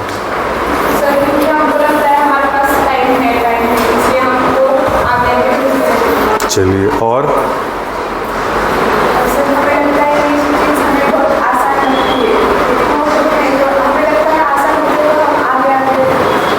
ठीक है, और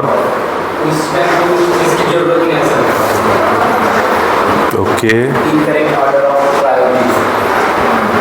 बेटर टेकिंग थिंग्स कैजुअली।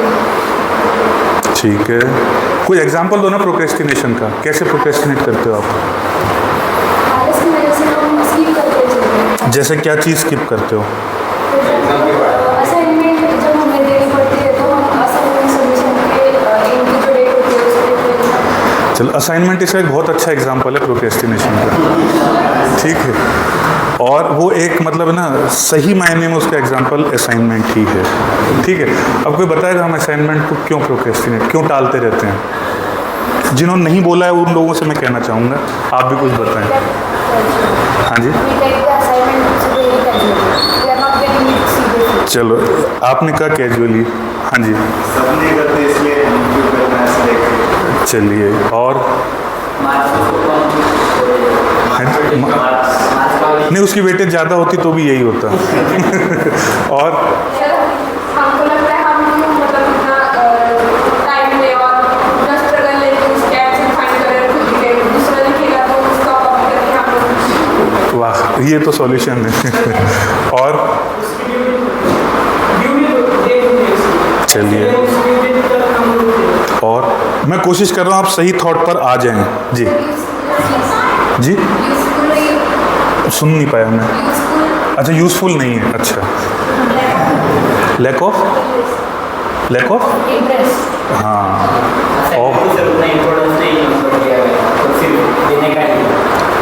और कुछ नहीं, प्रायोरिटी नहीं देना तो उसका मैनिफेस्टेशन हो गया टालने का। हाँ, और बताओ यार, इंजीनियर को तोड़ नहीं मिल रहा इस चीज़ का। हाँ,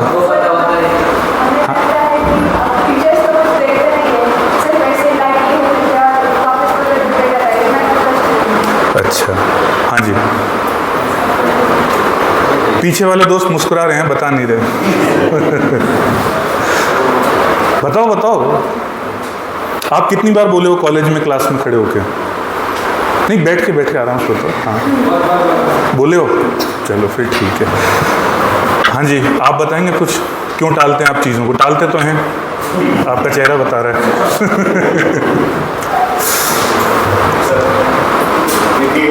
सब असाइनमेंट करेंगे क्लास के, सभी बच्चे की सेम असाइनमेंट है। कुछ ने लिखा अच्छा, कुछ ने लिखा मैम सर हो गए आएंगे, अच्छा लिखा टिक टिक सर, जो एफर्ट्स किए उसको वैलिडेट इसलिए। चलिए, अब थोड़ा गंभीरता से लीजिएगा। प्रोक्रेस्टिनेशन या चीज़ों को टालने का तो सबसे बड़ा रीज़न है ना, आप थोड़ा अपने आप से बात करेंगे तो पाएंगे, because you don't want to do it. आप चाहते नहीं, आपको बुरा लगता है, वो मन नहीं करता करने। क्यों करूँ मैं असाइनमेंट, क्या बकवास है ये, वही किताब में से उठा के वापस उसको लिख दो। ये कोई काम हुआ? कोई नई चीज़ दो। जनरली ऑब्जर्व किया गया, रिसर्चेज हैं इसकी, प्रैक्टिकल्स को स्टूडेंट ज़्यादा अच्छे से लेते हैं। अगर आपको एक टास्क दे दिया जाए ना कि पास वाले गांव में जाना है और वहाँ ये रीडिंग लेकर आनी है, आप लोग ग्रुप बना बना के वहाँ पहुँच जाओगे। पर अगर ये जो है ना, ये फॉर्मल असाइनमेंट्स, ये ऐसा सिरदर्द होता है कि जिस दिन सामने आता है उसी दिन आदमी शट डाउन कर लेता है कि मैं आखिरी मुकाम तक ले जाऊँगा इसको, फेल होने से पहले तक। बस जब ऐसी आ जाएगी एकदम यहाँ बंदूक रखी जाएगी, उस दिन करूँगा, या फिर करवा लूँगा किसी से, या फिर आधे अधूरे जैसे भी करके। ठीक है, हमारे साथ कई उस्ताद थे ऐसे। सिविल में आप लोग फर्स्ट ईयर में सिविल थी सबके, तो सिविल में शीट्स बनती है ना, तो भाई ने क्या किया, 10 शीट्स बनानी थी, तो उसने ऊपर की 2 बनाई, लास्ट की 2 बनाई, बाकी खाली और उसका वो चल गया काम। तो असाइनमेंट्स की तो ये हालत है। तो प्रोक्रेस्टिनेशन जो आपका है ना, ये मैं वापस पहली बात पर रिलेट कर रहा हूँ। बेसिकली आप वो काम करना नहीं चाहते, ठीक है, एक चीज़, इसलिए आप उसको टालते जाते हो। ठीक है, जैसे कुछ सब्जेक्ट्स होंगे, जैसे बहुत साधारण से एग्जांपल है, कुछ सब्जेक्ट होंगे, हायर इंजीनियरिंग मैथमेटिक्स कुछ लोगों को बहुत अच्छी लगती थी फर्स्ट सेकंड ईयर वाली, वो दिन भर देख रहे हो कि क्या कर रहे हो, मैथ्स कर रहा हूँ मैं तो मैथ्स, ठीक है, और बाकी गोल कुछ नहीं, बाकी पढ़ना ही नहीं, क्योंकि बाकी में इंटरेस्ट नहीं है, अच्छा नहीं लगता, इसलिए हम उसको टालते टालते लास्ट तक यार बस पास हो जाऊँ, इसमें अगली बार तो इससे पीछे छूट ही जाएगा, सेकंड ईयर में तो अपने वो सब्जेक्ट्स आ जाएंगे। इस तरह हम करके चीज़ों को टालते हैं। और इसमें आप और ध्यान से देखेंगे ना, तो एक चीज़ और आएगी, कुछ ऐसी चीज़ें हैं जिनका हमें डर लगता है, हमें लगता है कि शायद हम इसमें अच्छा परफॉर्म नहीं कर पाएंगे, उसलिए भी हम उसको टाल देते हैं। फिर लास्ट तक टलते टलते क्या बहाना हो जाता है, अरे यार ये तो 15 ही दिन मिले, थोड़ा और समय मिलता ना तो पक्का मैं ऐसे नंबर लेके आता, ये सब क्या है, कुछ नहीं, ठीक है। तो भाई किसी ने रोका था, कैलेंडर के पन्ने आप ही ने पलटे हैं हर 30 दिन में, कभी उसको नहीं किया, मतलब वो किताब ही ऐसे छुपा के रखी जाती है, उसके आगे दूसरी या कुछ और रखा है। ये 2 बहुत महत्वपूर्ण रीज़न हैं आपके काम को आगे टालने के। और ये क्या है, पूरी तैयारी में होता है। मैं आपको बताऊं, दिल्ली के अंदर कई स्टूडेंट्स आपको ऐसे मिलेंगे 4-5 साल 6 साल से तैयारी कर रहे हैं, इंडियन पॉलिटी और इंडियन कॉन्स्टिट्यूशन उनको मुकुल रोहतगी ज़्यादा आता है, इतना उन्होंने पढ़ लिया उसको। और जब भी चाय की थड़ी बैठते हैं, लोग उनसे कहते हैं भैया ज़रा वो बताइए ना, ये प्रेसिडेंट रूल क्या होता है, भैया ज़रा वो बताइए ये क्या होता है। उसी चीज़ से उन्होंने बना लिया, देखो ये कितना अच्छे से आता है, बाकी चीज़ों को उन्होंने साइड कर दिया। एंड रिजल्ट क्या, फिर आप 6 साल बाद हो अपने अटेम्प्ट पूरा करके फेल हो।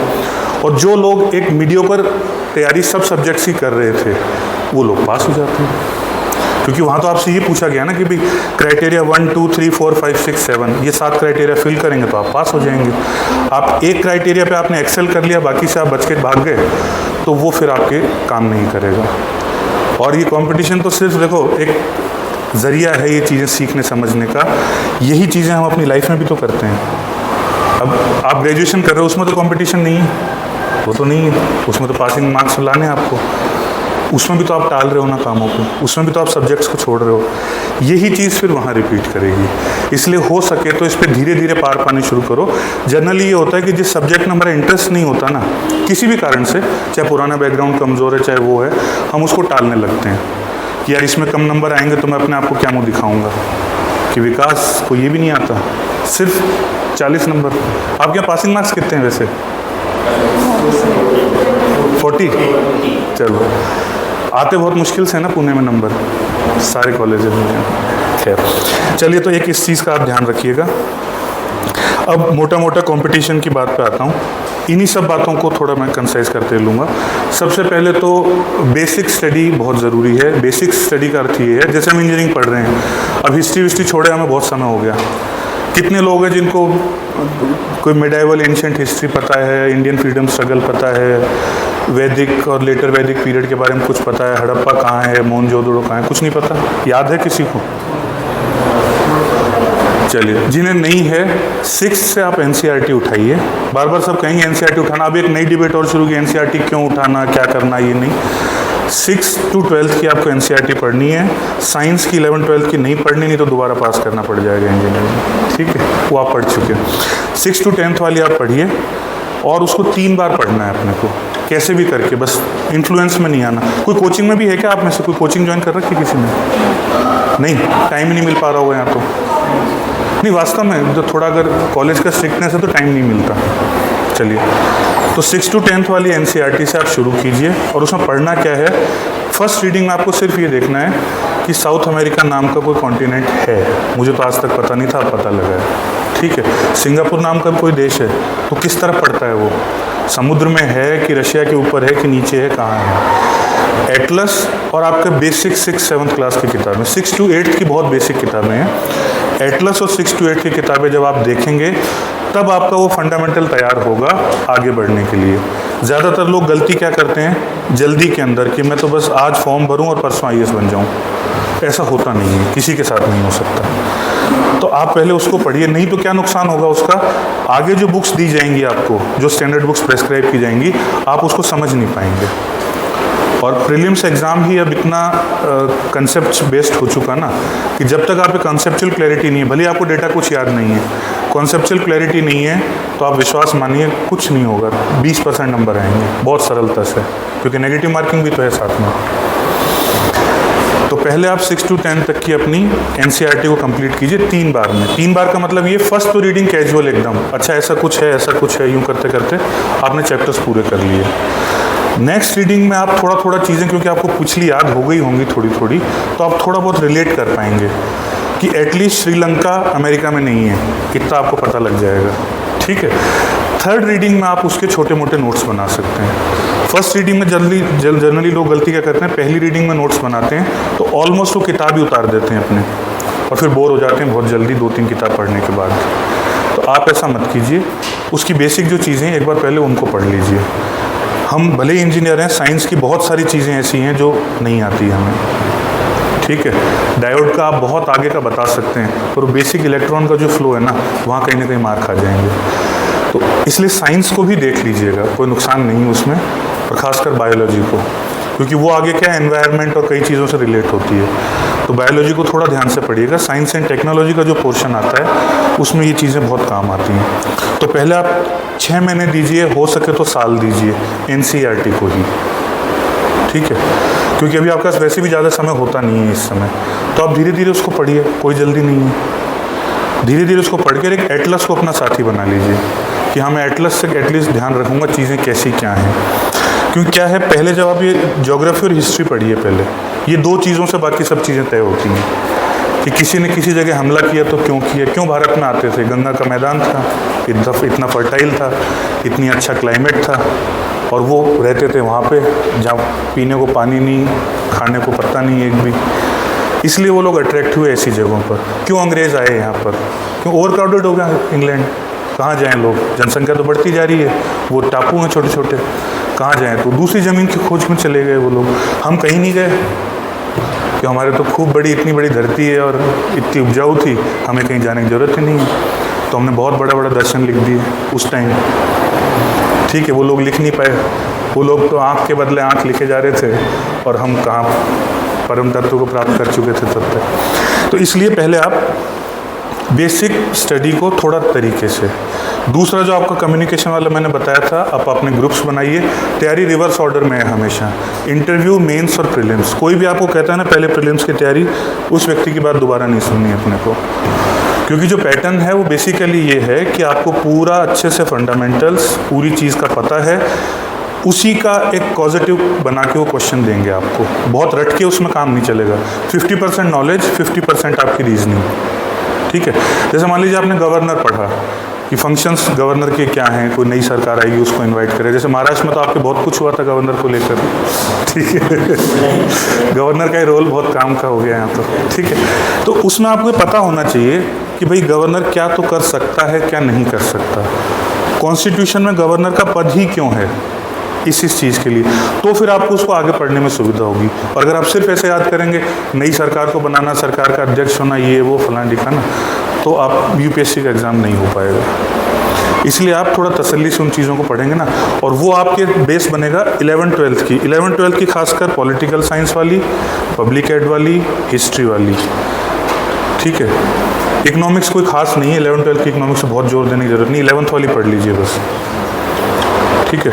और 11th-12th की ज्योग्राफी, वो आपको ऑलमोस्ट आपका मेंस तक का काम कर देगी 11th-12th की ज्योग्राफी की बुक। उसमें जो चीज़ समझ नहीं आती है उसमें आप दूसरी जगह का सहारा ले सकते हैं। सीधे कोचिंग या लेक्चर्स पर मत कूदिएगा, ठीक है ना, इसका एक आपको ध्यान रखना है। सीधा कोचिंग या लेक्चर पे नहीं आना, क्योंकि बहुत रेडीली अवेलेबल है। अब सबसे बड़ी प्रॉब्लम ये होगी कि हर आदमी तो कोचिंग खोल के बैठा है और हर आदमी के लेक्चर है वहाँ पे। क्योंकि आप नए हैं इसलिए आपको पता नहीं लगेगा कौन सी स्टैंडर्ड कोचिंग है जिसका मुझे देखना है। एक बार गलत कंसेप्ट बनने शुरू हो जाते हैं तो फिर बहुत दिक्कत होती है उसको लेकर। तो इसलिए साल भर का आप समय कम से कम अपना कम्युनिकेशन इंप्रूव करने पे, रीडिंग राइटिंग इंप्रूव करने पे और ये बेसिक चीज़ें इंप्रूव करने पे। इसका दूसरा चीज़ क्या होगी, जब आप ये एनसीईआरटी पूरी पढ़ेंगे तभी आपको क्लियर हो पाएगा कि मुझे क्या ऑप्शनल लेना है। इंजीनियरिंग लेने का तो सोचिएगा भी मत, ठीक है, क्योंकि दैट विल बी सुसाइडल। कोई भी नहीं लेता। बहुत पहले कोई लेते थे जो एक्स्ट्रा ऑर्डिनरी थे, उसे इक्का दुक्का कोई होता था। अब वो इतना ही होशियार है कोई कि इंजीनियरिंग सर्विस में 3rd रैंक और आईएएस में 4th रैंक मैकेनिकल लेके, तो उसकी तो बात कर नहीं सकते अपन। तो जनरली आपको तभी क्लियर होगा कि मुझे सब्जेक्ट क्या लेना है। तो ये आपकी थोड़ी शुरुआती मेहनत है जिसको आपको लेकर चलना है, तभी आपको कॉम्पिटिटिव एग्ज़ाम के अंदर आगे फ़ायदा हो पाएगा। मेरा समय हो गया शायद। जी, आपके कोई सवाल हैं तो आप पूछ सकते हैं या इस सेशन के बाद भी ले सकते हैं। मेरा ईमेल आप लिख लीजिएगा, कोई सवाल हो तो आप उस पर भेज सकते हैं। देवदास DEVDAS .JPR जयपुर वाला JPR 7 @gmail.com। ठीक है, तो आपको कई बार में वो पढ़े तो आप बताइएगा। और बहुत सी बातें हैं पर अभी टाइम कम है, तो इसलिए फ़िलहाल मैं रुकता हूँ और आपको कोई सवाल होगा तो फिर बाद में बात करेंगे। Thank you. हाँ जी।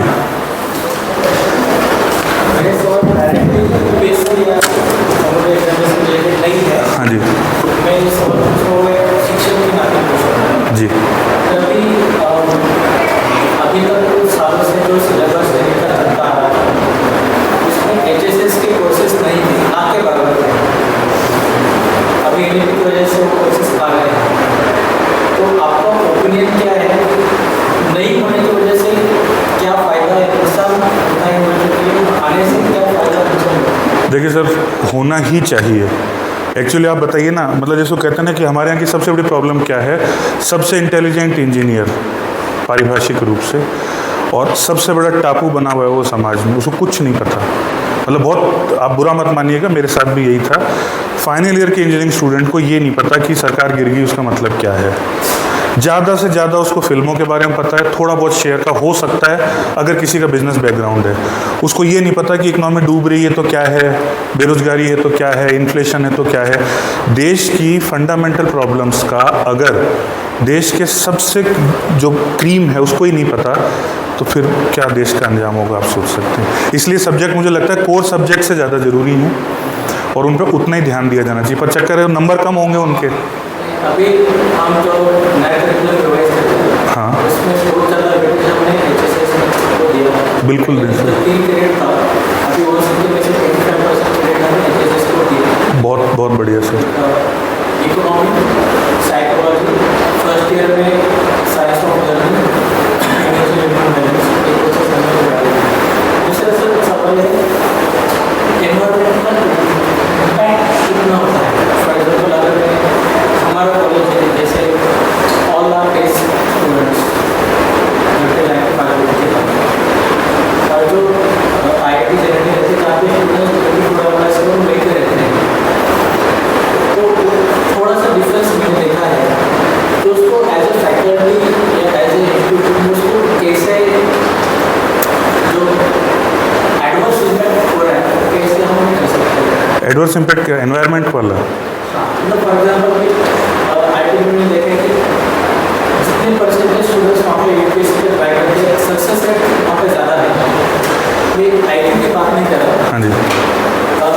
बट सक्सेस रेट जो है हमारे बच्चों में थोड़ा सा कम होता है। एक मेरा ऑब्जर्वेशन ऐसा है कि वहाँ पे थोड़ा सा डिसिप्लिन आता है बच्चों में, जैसे आपने कहा वहाँ पे वो नहीं बच्चे थोड़ा सा सेल्फ मोटिवेट करते हैं, अवेयरनेस थोड़ा सा ज़्यादा है। नहीं है, ये फैक्टर वहाँ पे ज़्यादा रहता है, यहाँ पे थोड़ा सा कम है, तो उसको एज अ फैक्टर हम कैसे इंप्रूव कर सकते हैं? सर दो तरह से है। एक तो आपके व्यक्तिगत स्तर पर जो आप खुद छात्रों को मोटिवेट कर पाएंगे, थोड़ा एडमिनिस्ट्रेशन के स्तर पे कुछ चीज़ों को कंपलसरी बनाना पड़ेगा कि भाई आईआईटी में क्या है, ये तो मजबूरी 3 नंबर के असाइनमेंट के पीछे वो चक्कर कटवा देते हैं कि बोले ये नहीं करोगे तो मैं पास नहीं करेंगे। तो कुछ थोड़ा सा मैंडेटरी होगा ना, तो छात्र तो आप जैसा चलाएंगे वैसा चलने लगेंगे। एक बार उस तरफ माहौल बन जाए, थोड़ा उनका वो एटीट्यूड जब आप बाहर आने लगेगा तो अपने आप सेल्फ डिसिप्लिन वो हो जाएंगे। थोड़ा आपको मोटिवेट करना पड़ेगा। और आप विश्वास मानिए सर, आईआईटी से ज़्यादा अच्छे अचीवमेंट हमेशा नॉर्मल इंजीनियरिंग कॉलेज के हैं। आईआईटी वाले सिर्फ नौकरी करते हैं। जो अचीवमेंट हैं, जो बड़े काम हैं, वो सिंपल BE BTech वालों ने किए हैं। कभी आप बड़े आईआईटी से बहुत बड़ा काम नहीं सुनेंगे आप। तो और उसका कारण फिर आप जैसे टीचर हैं जो सोच रहे हैं इस बारे में, तो आप अपनी क्लास को मोटिवेट करें, थोड़ा एडमिनिस्ट्रेशन से बात करें कि किन किन चीज़ों को कंपलसरी बनाया जा सकता है। जैसे मैं अपनी क्लास में सेपरेट रहता है, वो मैं क्लास के अंदर ही करवा लेता हूँ। और जैसे अभी ये है हमारी क्लास में, तो मैं क्या करता हूँ कि गूगल पे मेरा क्वेश्चन बैंक से मेरे को पता नहीं रहता, ओपन बुक असाइनमेंट रहता है, आपको आधे घंटे में सॉल्व करना है, तो कुछ भी करो बगल में जाके बैठ के उससे क्वेश्चन लिखो, तो मेरे क्वेश्चन लिखना है और वो ग्रेडिंग भी सही से होता है। तो कितना तीसरा क्वेश्चन ये है कि अभी यूपीएससी में इंजीनियरिंग स्टूडेंट्स का पार्टिसिपेशन थोड़ा सा बढ़ रहा है, how it is good and how it is bad? देखिए, बैड तो इसलिए है कि जो चीज़ को मतलब जो ऑल इंडिया रिप्रेजेंटेशन वाला जिस सर्विस का कैरेक्टर होना चाहिए था वो नहीं हो पा रहा, इसलिए वो ख़राब है। उससे एग्ज़ाम की क्वालिटी प्रभावित हो रही है। और आप देख रहे हैं जो नए रिक्रूट्स हैं उनका व्यवहार कैसे हैं। आपने टीना डाबी का सुना होगा, और बहुत सारे IAS हैं जो फेसबुक इंस्टाग्राम पे ज़्यादा व्यस्त रहते हैं बजाय फील्ड के, जो कि बहुत ख़तरनाक है। मतलब इस लेवल का आदमी अगर यहाँ उतर आया तो बड़ी दिक्कत वाली बात है। हाँ, इंजीनियर्स के लिए इस समय पैराडाइज है। उसका कारण क्या है, जो मैं आपको रीडिंग राइटिंग की बात कर रहा था ना, अभी वहाँ जो सवाल हैं वो थोड़े से कम राइटिंग स्किल वाले आ रहे हैं। क्या पॉइंट भी लिख के भाग जाएंगे तो चलेगा। इससे पहले वो थोड़ा एलोबरेट पूछते थे तो अपने इंजीनियर भाई उतना अच्छा परफॉर्म नहीं कर पाते थे उसमें। तो सही तो ये नहीं है, क्योंकि हमें ये नहीं सोचना कि engineering non engineering, civil servant के लिए जो क्वालिफिकेशन होनी चाहिए, जो उसमें क्वालिटीज़ होनी चाहिए, उसके लिए वो कितना अनुकूल है, वो नहीं है। हम लोग यही काम कर रहे हैं शोभा जी के निर्देश में कि कैसे इस चीज़ को थोड़ा रेशनलाइज किया जा सके, ताकि हर बैकग्राउंड, हर उस व्यक्ति को आने का मौका मिल सके। इससे अब क्या होता है, बड़े शहरों के, बड़े इंजीनियरिंग कॉलेज के बच्चे ज़्यादा आते हैं। यही हो रहा है। आप इंटरव्यूज़ लेते रहे हैं, ले रहे हैं, आपको ज़्यादा मालूम है इसमें। 10 में से 8, ये गलत नहीं बोला, 10 में से 8 आ रहे हैं, 10 में से 8 इंजीनियर ही हैं। और बताऊँ आपको, मेरी मौसी के लड़के इंजीनियर है मैकेनिकल, उसने क्या किया, बैंक PO मैनेजर बन गया। अब बहुत बड़ा चंक जो है वो बैंक PO बन रहा है। तो ये ठीक नहीं है मेरे हिसाब से। आराम से सब पूछते जाइए जी। नहीं, हाँ हाँ, आराम से पूछ सकते हैं कि डिस्पर्स होने के बाद भी मैं फ्री हूँ, पूछ सकते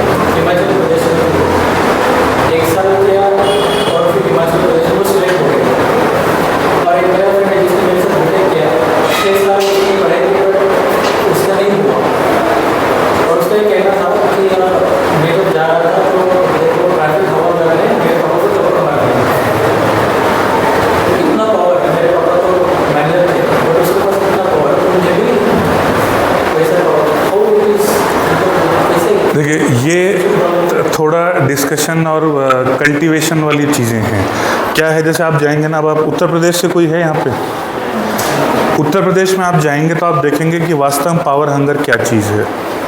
ठीक है, हर आदमी, कहना मतलब मेरी बात तो उत्तर प्रदेश के लोग गलत ना लें, हर आदमी वहाँ कुछ ना कुछ पॉलिटिकल शेयर चाहता है, चाहे उसको मतलब डेसिमल के बाद 7वां हिस्सा मिले। पर मैं भी I am part of this government. जैसे क्या करेंगे, समाजवादी युवजन सभा में मीडिया प्रकोष्ठ का मेंबर ये है, उसको अपनी जीप पे इतना बड़ा लगा के चलेंगे, वहाँ लगा के चलेंगे सरपंच का भावी प्रत्याशी। अभी टिकट ही नहीं मिली अभी तेरे को सरपंच की पंच की, और वो भावी प्रत्याशी अपनी बोलेरो पे लगा के और धुआं उड़ाए हुए हैं वहाँ पर। तो ये वहाँ की प्रॉब्लम है सर थोड़ी सी। तो ये जो पावर स्ट्रगल वाला इशू है ना, कि सर वैसे कोई थोड़ा सा एक बार कोई मोटिवेशनल इस तरह की बात करनी पड़ेगी कि आपको पहले ये डिसाइड करना है, जो मैं कह रहा था ना कि आप पहले डिसाइड करें कि कहीं आप पावर के पीछे तो नहीं भाग रहे, ठीक है। और वो है तो वो एक गलत डेप्रीविएशन है आपके अंदर एक गलत चीज़ कहीं ना कहीं से आ गई है, जिसे रेक्टिफाई करना जरूरी है। क्योंकि अगर आप पावर की परस्यूट में लग जाएंगे ना, तो उसका अंत ब्रह्मांड का राजा बन के ही है। वो हमको लगता है लेवल चेंज होते होते। जैसे बताओ, मेरा एक फ्रेंड IRS है, सेलेक्ट हुआ, खूब खुश हुआ, फिर 5 साल बाद बोलता है यार देवेंद्र कोई तो सुन ले मेरे को भी। अब उसके बाद उसको लगता है कि मैं कुछ भी नहीं हूँ। क्यों? ऊपर से उसके जो भी जॉइंट कमिश्नर वो बोलते हैं तो आप पलट के बोल ही नहीं सकते, जवाब ही नहीं दे सकते कि सर ये गलत है, जॉइंट कमिश्नर ने बोला है मतलब करना है। तो वहाँ जाके फिर वही वो सिपाही वाले लेवल पे आ गया। तो ये चीज़ के लिए सर थोड़ी उनके अंदर मोटिवेट करना पड़ेगा कि power is not anything, power तो फिर जैसे ना power is with in you, वो वाला जब तक उनका जागृत नहीं होगा तब तक वो बाहर वाली चीज़ों से ज़्यादा इन्फ्लुएंस होंगे। ये तो है। तो that needs constant motivation and counselling. एक दिन का काम नहीं है, क्योंकि 20 साल की ट्रेनिंग है वो, तो हम एक लेक्चर से एक बार में उसको ख़त्म नहीं कर सकते, पर धीरे धीरे वो समझ में आने लगती है। और अब थोड़ा डेमोक्रेटाइजेशन हुआ है तो थोड़ा ठीक भी हुआ है ये। पहले तो आप समझें सरकारी चपरासी बनना ही कितनी बड़ी बात थी। बिहार में अब भी अगर आप बैंक में चपरासी लग गए तो जो दहेज की अमाउंट है वो शायद 15 लाख के आसपास है, ठीक है, क्योंकि बोले सरकारी नौकरी, वहाँ वो अब तक उस युग में है। आप पुणे में रहते हैं तो आप IT सेक्टर को भी जानते हैं कि लाखों रुपए की तनख्वाह है, देश विदेश है, तो आप उस चपरासी के पद के पीछे नहीं जाएंगे। बैंक भी वो मेरा दोस्त बना था, 28 लाख रुपए उसको मिले थे, ऐसा है। तो वो सोसाइटल है थोड़ा सा, जिसको कर सकते हैं। हाँ, पर टीचर की मोटिवेशन उसमें एक रोल अदा कर सकती है।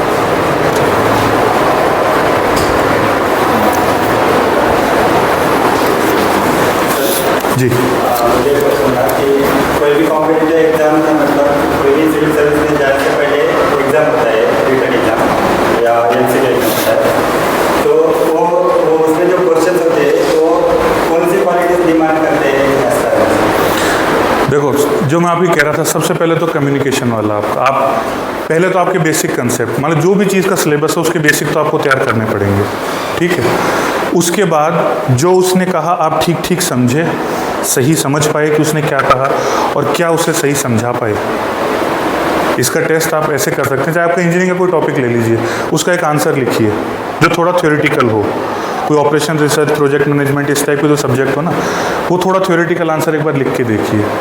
फिर अपने आप उसको देखिए कि मैं समझ पाया क्या इसमें क्या लिखा हुआ है, या क्या ये व्यक्ति जिसने भी लिखा है अपने आप को अलग करके जिसने ही लिखा है क्या कुछ समझ में आ रहा है। अगर नहीं आ रहा तो समझ लो आपकी गलती हो रही है वहाँ पे। 2 चीज़ हैं, एक तो आपके सब्जेक्ट पे पकड़ कितनी है, दूसरा आप कितने डायमेंशंस को छू पाते हैं। सब्जेक्टिव एग्जाम का हमेशा यही होता है, एक्सप्रेशन यानी वही आपका communication, precise to the point, और फिर कितना व्यापक वास्ट कवरेज है आपका। वो ये बताता है कि he is well aware of this thing. इसको मैंने 100 शब्दों में पूछा तो इसने ऐसे बता दिया, ये चीज़ अगर मैं इससे 500 में पूछता तो ये और अच्छे से बता सकता था। इस बात पर आपका एग्जामिनर कन्विंस है तो आप कन्विंस, आप खुद अपने एग्जामिनर बन जाइए ना। आप खुद ही उसको लिख के आप पढ़ के देखिए 4 दिन बाद, आपको लगेगा किस बच्चे ने लिखा है ये, ठीक है। बस वो आप जिस दिन आप सेटिस्फाई हो गए ना यार ये आंसर अच्छा है, वो फिर आपने पार कर लिया लेवल सारे। तो जनरली क्या है, हम वो टेस्ट ही नहीं होने देते ना अपना, हाँ मैंने लिखा है बस, ठीक है और लिख दूंगा फिर परीक्षा में, पर वो नहीं होता है ऐसा। हाँ जी,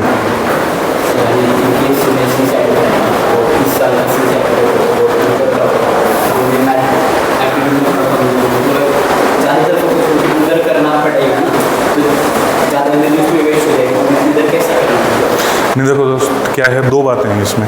एक तो बहुत अच्छी बात है कि आपने ये माना कि कोई चीज़ में आप कमज़ोर हैं। जनरली हम लोग ये मानते हैं कि हम सर्वशक्तिमान सर्वशक्तिशाली हैं, हमें कुछ भी करने कह दो हम सब कर देंगे। ऐसा नहीं है, हमें ज़्यादातर तो कमज़ोरी है, एक आध कोई ठीक ठाक बात है बस। ठीक है, we are quite vulnerable, quite incompetent, बहुत सारी दिक्कतें हैं, उनको कल्टीवेट करना पड़ता है चीज़ों को, चीज़ें रॉ फॉर्म में हैं हमारे पास। इस बार का जो पेपर था वो जैसे हिमाचल में बाढ़ आई थी ना, इस तरह का था, उसमें बड़े बड़े पेड़ बह गए, पहाड़ बह गए, तो ऐसी चीज़ का हम कुछ कर नहीं सकते। देखो इसीलिए मैं कह रहा हूँ ना, हमेशा ये मान के चलना एग्ज़ाम में, कॉम्पिटिटिव एग्ज़ाम में खासकर, ऑलमोस्ट अब तो 8 से 10% भूमिका लक की हो गई है। कई लोग 5% कहते हैं, मैं थोड़ा सा ज़्यादा कह रहा हूँ। लक का सेंस ये कि भाई सिलेबस बहुत बड़ा है, चीज़ें बहुत बड़ी, कोई चीज़ आपको बहुत अच्छे से आती थी, वो आ गई तो आप पास हो गए, अच्छे नंबरों से पास हो गए। मान लीजिए वही 4-6 चीज़ें आ जाती जो आप थोड़ी कमज़ोर थी आपकी, तो आप फेल हो जाते। तो ऐसा होता है ना कि सिविल सर्विस में इस साल सिलेक्शन हो गया, बीच वाली कोई रैंक आई, अगला प्रीलिम्स ही पास नहीं हुआ, ये भी होता है। टॉपर हैं वो, मैं एक लिस्ट थी मेरे पास, अभी लाया नहीं, 8वीं रैंक वाली 0.33 नंबर से पास है बस, नहीं तो वो प्री में फेल हो जाती है वहीं पे। तो ये लक फैक्टर तो देखो दोस्त थोड़ा बहुत रहेगा। इसीलिए कहते हैं ना, किसी एग्ज़ाम को या किसी भी चीज़ को आप एंड ऑफ लाइफ मान के मत चलिए। आपने यूपीएससी के बारे में सोचा, तैयारी की, 1 ट्राई, 2 ट्राई, 3 ट्राई, बस दैट्स सफिशिएंट। 6 अटैम्प्ट 8 अटैम्प्ट हमको देने ही नहीं है। आप ये देख लो 3 बार में, उसके बाद क्या आदमी वैसे भी इंटरेस्ट लूज़ कर जाता है कि ठीक है यार ये अपने मतलब का नहीं, छोड़ो कुछ और करेंगे। मेन फोकस किस बात पे, क्वालिटी वाला जीवन जीना है मुझे। वो जो मैं आपको बता था ना, पान चबाने वाले बाबूजी जी रहे हैं आराम से, और आईएएस आपको कई मिल जाएंगे, ऐसे इतनी इतनी फाइल का ढेर है, और वाइफ से लड़ाई कर रहे हैं, बच्चों से लड़ाई कर रहे हैं, क्या फ़ायदा है ऐसा आईएएस बनने का? फिर तो जिस चीज़ में आप खुश रहें वो है। तो इसलिए जो ऐसी कोई चीज़ हो जाती है ना, होता है जैसे स्टेट पीसीएस का जब आप एग्ज़ाम देंगे, जैसे आपका पैटर्न बदल गया, ऑब्जेक्टिव था सब्जेक्टिव हो गया, तो आपको नए सिरे से तैयारी करनी पड़ेगी उसकी। ठीक है, बहुत सारी स्टेट्स में क्या प्रॉब्लम आ रही है, जैसे कहीं पेपर लीक हो गया राजस्थान में, ठीक है, या कहीं कोर्ट में केस चल गया। मैं जब फर्स्ट अपना एग्ज़ाम दे रहा था, 3.25 साल तक मैं टाइम पास हो गया मेरा तो। क्यों? क्योंकि इंटरव्यू कॉल आई, फिर वो सुप्रीम कोर्ट में चैलेंज हो गया, फिर कुछ और हो गया। अब इन चीज़ों का हम कुछ कर नहीं सकते। कर ये सकते हैं, अपना एक बैकअप प्लान ज़रूर साथ रखें। और इंजीनियरिंग वाले थोड़ा सा इस चीज़ का ध्यान इसलिए रखें कि हमारे पास ना बहुत समय नहीं है।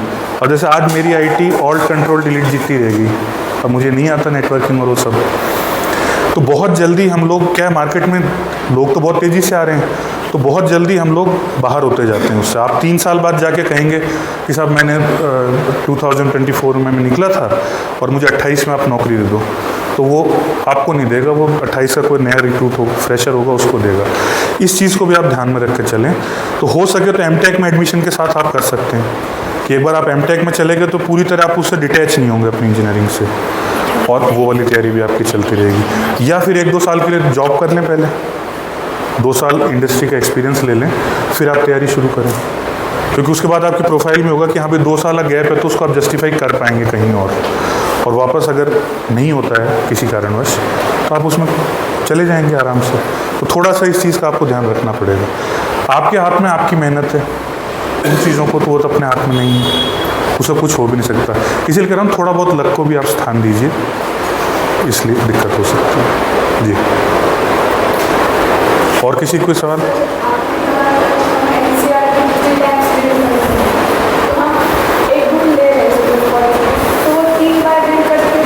नहीं, केवल इंटरेस्ट है। मैं आपको बता रहा हूँ ना, कोई भी चीज़ आपका मतलब टायरेंट नहीं बननी चाहिए, आपका शोषण करने लग जाए, ऐसा कोई रूटीन, ऐसा कोई टाइम टेबल, ऐसी कोई पढ़ाई हमको नहीं करनी जो मुझे मैं ही नहीं होने दे। उसे क्या फ़ायदा है? मैं कोई गुलाम थोड़ी हूँ किताबों का, पढ़ूंगा उतनी देर जो अच्छी लगेगी। आपको जितनी देर इंटरेस्ट आता है उतनी देर आप ज्योग्राफी पढ़ लीजिए, फिर आपने ब्रेक दे दिया, पॉलिटिकल साइंस वाला उठा लिया, आपने ब्रेक दे दिया, थोड़ी देर एटलस पढ़ ली। तो एक जो नेचुरल लर्निंग है ना, उस रूप में उसको आने दीजिए, क्योंकि वो फंडामेंटल्स हैं, उसमें प्रेशर मत लीजिए, वो तभी आपके दिमाग में सेटल होंगे। अगर आप यूँ लेंगे कि एक रीडिंग में आज मेरे को ये पूरा कर देना है, होना चाहिए ब्रॉड एक फ्रेमवर्क होना चाहिए कि भाई 6 महीने में मैं इतना पूरा कर दूंगी, या 3 महीने में ये 4 किताब पूरी कर दूंगी, पर उसको कैसे करूंगी उसको कोई बहुत फिक्स नहीं करना अपने को। जब जो देखो मूड दिन में सुबह कुछ है, दोपहर को कुछ है, शाम को कुछ है, एक फ़ोन आया कुछ और हो जाएगा, इसलिए आप ये तय नहीं कर सकते। जो जिस समय अच्छा लगता है वो पढ़ें, उसके हिसाब से अपना चलना है। 3 रीडिंग में, किसी का 2 रीडिंग में भी काम चल सकता है। 3 एक जनरल फार्मूला है, किसी का मान लीजिए पुराना बैकग्राउंड अच्छा है जी।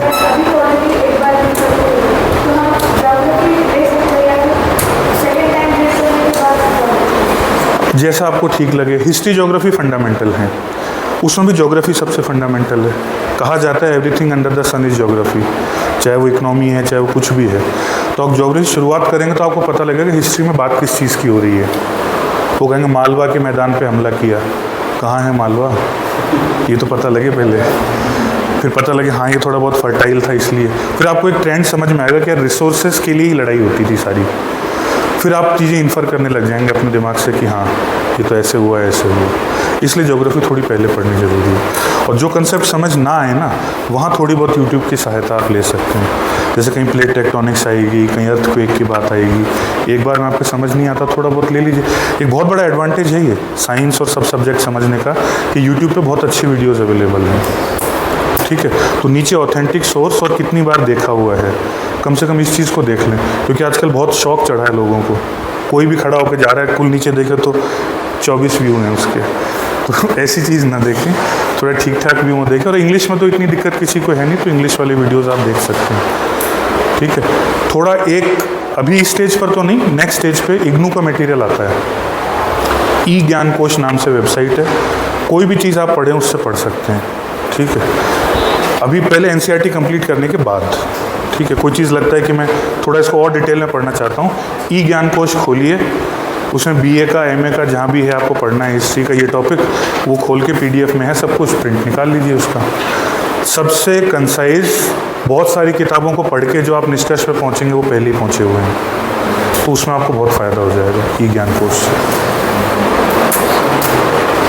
सर हम सेकेंड ईयर सिविल डिपार्टमेंट से हम सिविल सर्विस का एग्ज़ाम देना चाहते हैं, तो इसमें ऑप्शनल सब्जेक्ट कौन सा ले सकते हैं? सब्जेक्ट मैंने बताया ना, जब आप एक बार एनसीईआरटी के थ्रू हो जाओगे, देखो होने को तो मैं बता सकता हूँ ये ले लो इसमें नंबर अच्छे आते हैं ये, पर जो वास्तव में देखा जाता है क्या ले तो ली हिस्ट्री, बैठ जाओ आराम से, और उसमें फिर हमको बाद में तकलीफ होने लगती है, मन नहीं लगता उसमें। या उल्टा भी होता है, कई लोग कहते हैं हिस्ट्री कौन पढ़ेगा राजा महाराजा कहानी।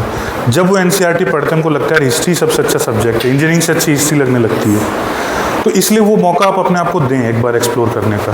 बाजार में जाएंगे तो आपको लोग क्या कहेंगे, पब्लिक एड ले लो, इंग्लिश मीडियम है, एंथ्रोपोलॉजी ले लो, छोटा सब्जेक्ट है ये है वो है, पर आपको समझ नहीं आ रहा यार ये कंकाल किसका है, कौन निएंडरथल, क्या करना है मुझे। तो इसलिए आप उसको थोड़ा भी फ्री छोड़िए। देखो थोड़ा टाइम दो आप लोग, ऐसे नहीं जल्दबाजी में नहीं, जल्दबाजी में कुछ नहीं होगा। थोड़ा टाइम दो और ग्रेजुअल प्रोसेस की तरह चीज़ों को होने दो। तो इसलिए आप उसको देखो, फिर आपको समझ में आएगा। हाँ, मेरी सलाह ये है, साइंस के और मैथ्स और इस तरह के सब्जेक्ट्स हमको बिल्कुल नहीं लेने, क्योंकि वो बहुत डैमेजिंग हो जाते हैं, बहुत भारी पड़ जाते हैं, पास नहीं हो पाता उस मान में। इसलिए सब्जेक्ट इसी में से अच्छे हैं। और किसी कोई सवाल? जी,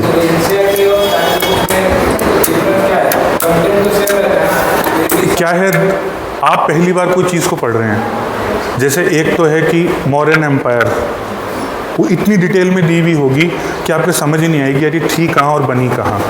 जैसे पहले अपने को गिनती में सिखाते हैं ना 1 से 10, 0 1 2 3 4 9 तक, फिर हिंदी में सिखाते हैं राम घर जाता है, इतना ही, कॉम्प्लेक्स सेंटेंस नहीं सिखाते। और अब आपको शेरो शायरी भी सिखा देंगे। तो वो आपका डेवलपमेंट है एक तरीके का, कि पहले इतनी इन्फॉर्मेशन आप उसको डाइजेस्ट कर सकें, आपका बेसिक बन जाए, तभी आप वो हायर किताबों को पढ़ पाएंगे। जनरली क्या होता है, यहाँ से स्टूडेंट सीधा उठ के दिल्ली पहुँच जाते हैं, वो पढ़ा रहे होते हैं इस लेवल पर, आप अभी यहाँ भी नहीं हो, तो फिर लगता है यार अपने तो मतलब का ही नहीं है, यही पता नहीं क्या बोल रहे हैं। तो वो समस्या आती है। बहुत सारे स्टूडेंट्स को मैं रोकता हूँ, हालांकि मानते नहीं, वो अलग बात है। अभी कुछ दिन पहले एक मैडम और उनकी लड़की आई थी, तो वो जाना चाह रहे थे सीधा कोचिंग के अंदर, और वो भी किसके साथ, एक लड़की जो ऑलरेडी मेंस दे रही है। मैंने कहा देखिए डिप्रेस होने के बहुत तरीके हैं, इतना दुखदायी तरीका क्यों अपनाना चाहते हैं कि आप ही का फ्रेंड पहले से मेंस दे रहा है, आप में और उसमें 3 साल का अंतर तो वैसे ही हो गया, आपने अभी तैयारी भी शुरू नहीं करी। तो इसलिए हमको ऐसा काम नहीं करना, धीरे धीरे आप करो, आपको धीरे धीरे समझ में आने लगेगा। इनफैक्ट बहुत सारे लोगों का मन करेगा कि अरे तैयारी अपने मतलब की है ही नहीं, लीव इट, क्या है जो अच्छा लगे वो करना। मैंने कहा ना देखो पहली क्लैरिटी आपकी होनी चाहिए, मुझे ये करना है मन से, नहीं तो नहीं करना। आर माधवन की तरह मैं भी हीरो बनूंगा, वो भी तो इंजीनियर था, बस हीरो बन जाएंगे हम, क्या है उसमें। जी, जो आपने बताया नहीं देखो अतुल फोटो स्टेट एक नाम नोट कर लो आप लोग, अतुल फोटोस्टेट, ठीक है। आप इस पर ढूंढोगे ना इसको गूगल पे, तो ये आपको मिल जाएगा, दिल्ली में है। और पेटीएम से इसको पैसे भेज देना, ये आपको पुरानी एनसीईआरटी का बंडल बना के भेज देगा। पेटीएम के ज़माने में ये बहुत बढ़िया काम हो गया, नहीं इसके लिए दिल्ली जाना पड़ता था पहले। तो आप उससे कहेंगे मुझे ओल्ड एनसीईआरटी चाहिए, इंग्लिश में या हिंदी में, दो में ही है, वो आपको वहाँ से बंडल बना के जो भी आपके कोरियर चार्जेस होंगे वो इंक्लूड करके भेज देगा। इवन कोचिंग के नोट्स वोट्स सब इससे मिल जाएंगे। ये कई लोगों का आजमाया हुआ है, इसलिए बता रहा हूँ, मेरा खुद का आजमाया हुआ है, मुखर्जी नगर में है। और अगर आपका दिल्ली जाना हो तो फिर आप वहाँ से डायरेक्ट भी ले सकते हैं, और जब हो ही सकता है तो क्या दिक्कत है। टाइम मैनेजमेंट दोस्त, पहले मोटिव मैनेजमेंट करें हम, ठीक है, वो अपने आप हो जाएगा। जैसे अभी हमने कुछ चीज़ें तय कर रखी हैं कि इससे ज़्यादा पढ़ना नहीं है अपने को, ठीक है, तो हो रहा है ना मैनेज सब। देखो ये क्या है, इसके फॉर्मूले तो मैं खूब बता सकता हूँ, टाइम मैनेजमेंट, कम्युनिकेशन स्किल, ये फलान दिखाना, पर वो काम नहीं देते, ठीक है। जैसे स्ट्रेस मैनेजमेंट वाला मैंने इस पर लिखा था, पर ये टाइम नहीं है तो लिया नहीं मैंने। आप अमेरिकन लिटरेचर अगर पढ़ेंगे उसमें से फार्मूले दे रखे होंगे, ABC approach, act, belong and commit, you will be stress free. कल का अखबार पढ़ना, 30% अमेरिकन युवा डिप्रेशन के शिकार हैं और परसों किसी ने गोलियां चलाई हैं, ठीक है। तो ये फार्मूले काम नहीं करते। The solution must come from with in you, आपके अंदर से वो चीज़ आनी चाहिए। वो तब होगी जब आप उस प्रॉब्लम को फील करोगे। जब कोई प्रॉब्लम ही नहीं तो सॉल्यूशन किस चीज़ का। तो टाइम मैनेजमेंट का ऐसा है दोस्त, जब आपकी प्रायोरिटीज सेट हो जाएंगी ना कि मेरे लिए सबसे ज़रूरी ये है, सबसे कम ज़रूरी ये है, तो आपका अपने आप टाइम मैनेज हो जाएगा, ठीक है। मैं एक स्ट्रिक्ट आपको टाइम टेबल दे दूं फौजियों जैसा, नहीं सुबह उठ के ये करना ही है, आप 4 दिन उसको फॉलो करोगे, 5वें दिन वो दीवार से उतर के डस्टबिन में। होता नहीं है कभी ऐसा, होगा वैसा ही जैसे हम हैं, हमारा नेचर है। तो हमारा नेचर खुद की बात मानता है, दूसरे की नहीं मानता। मैं तो कोशिश कर रहा था कुछ बातों की तरफ आपका ध्यान दिलाने की, उपदेश मुझे खुद ही अच्छे नहीं लगते जी। और किसी को कोई सवाल? ठीक है, thank you. Thank you, sir, for your valuable words. Now I request Professor Somnath Kai to give the vote of thanks.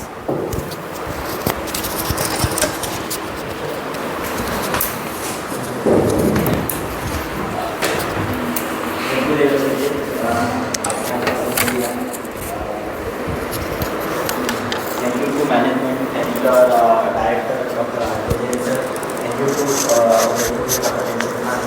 all faculty, and we love you for one. Thank you.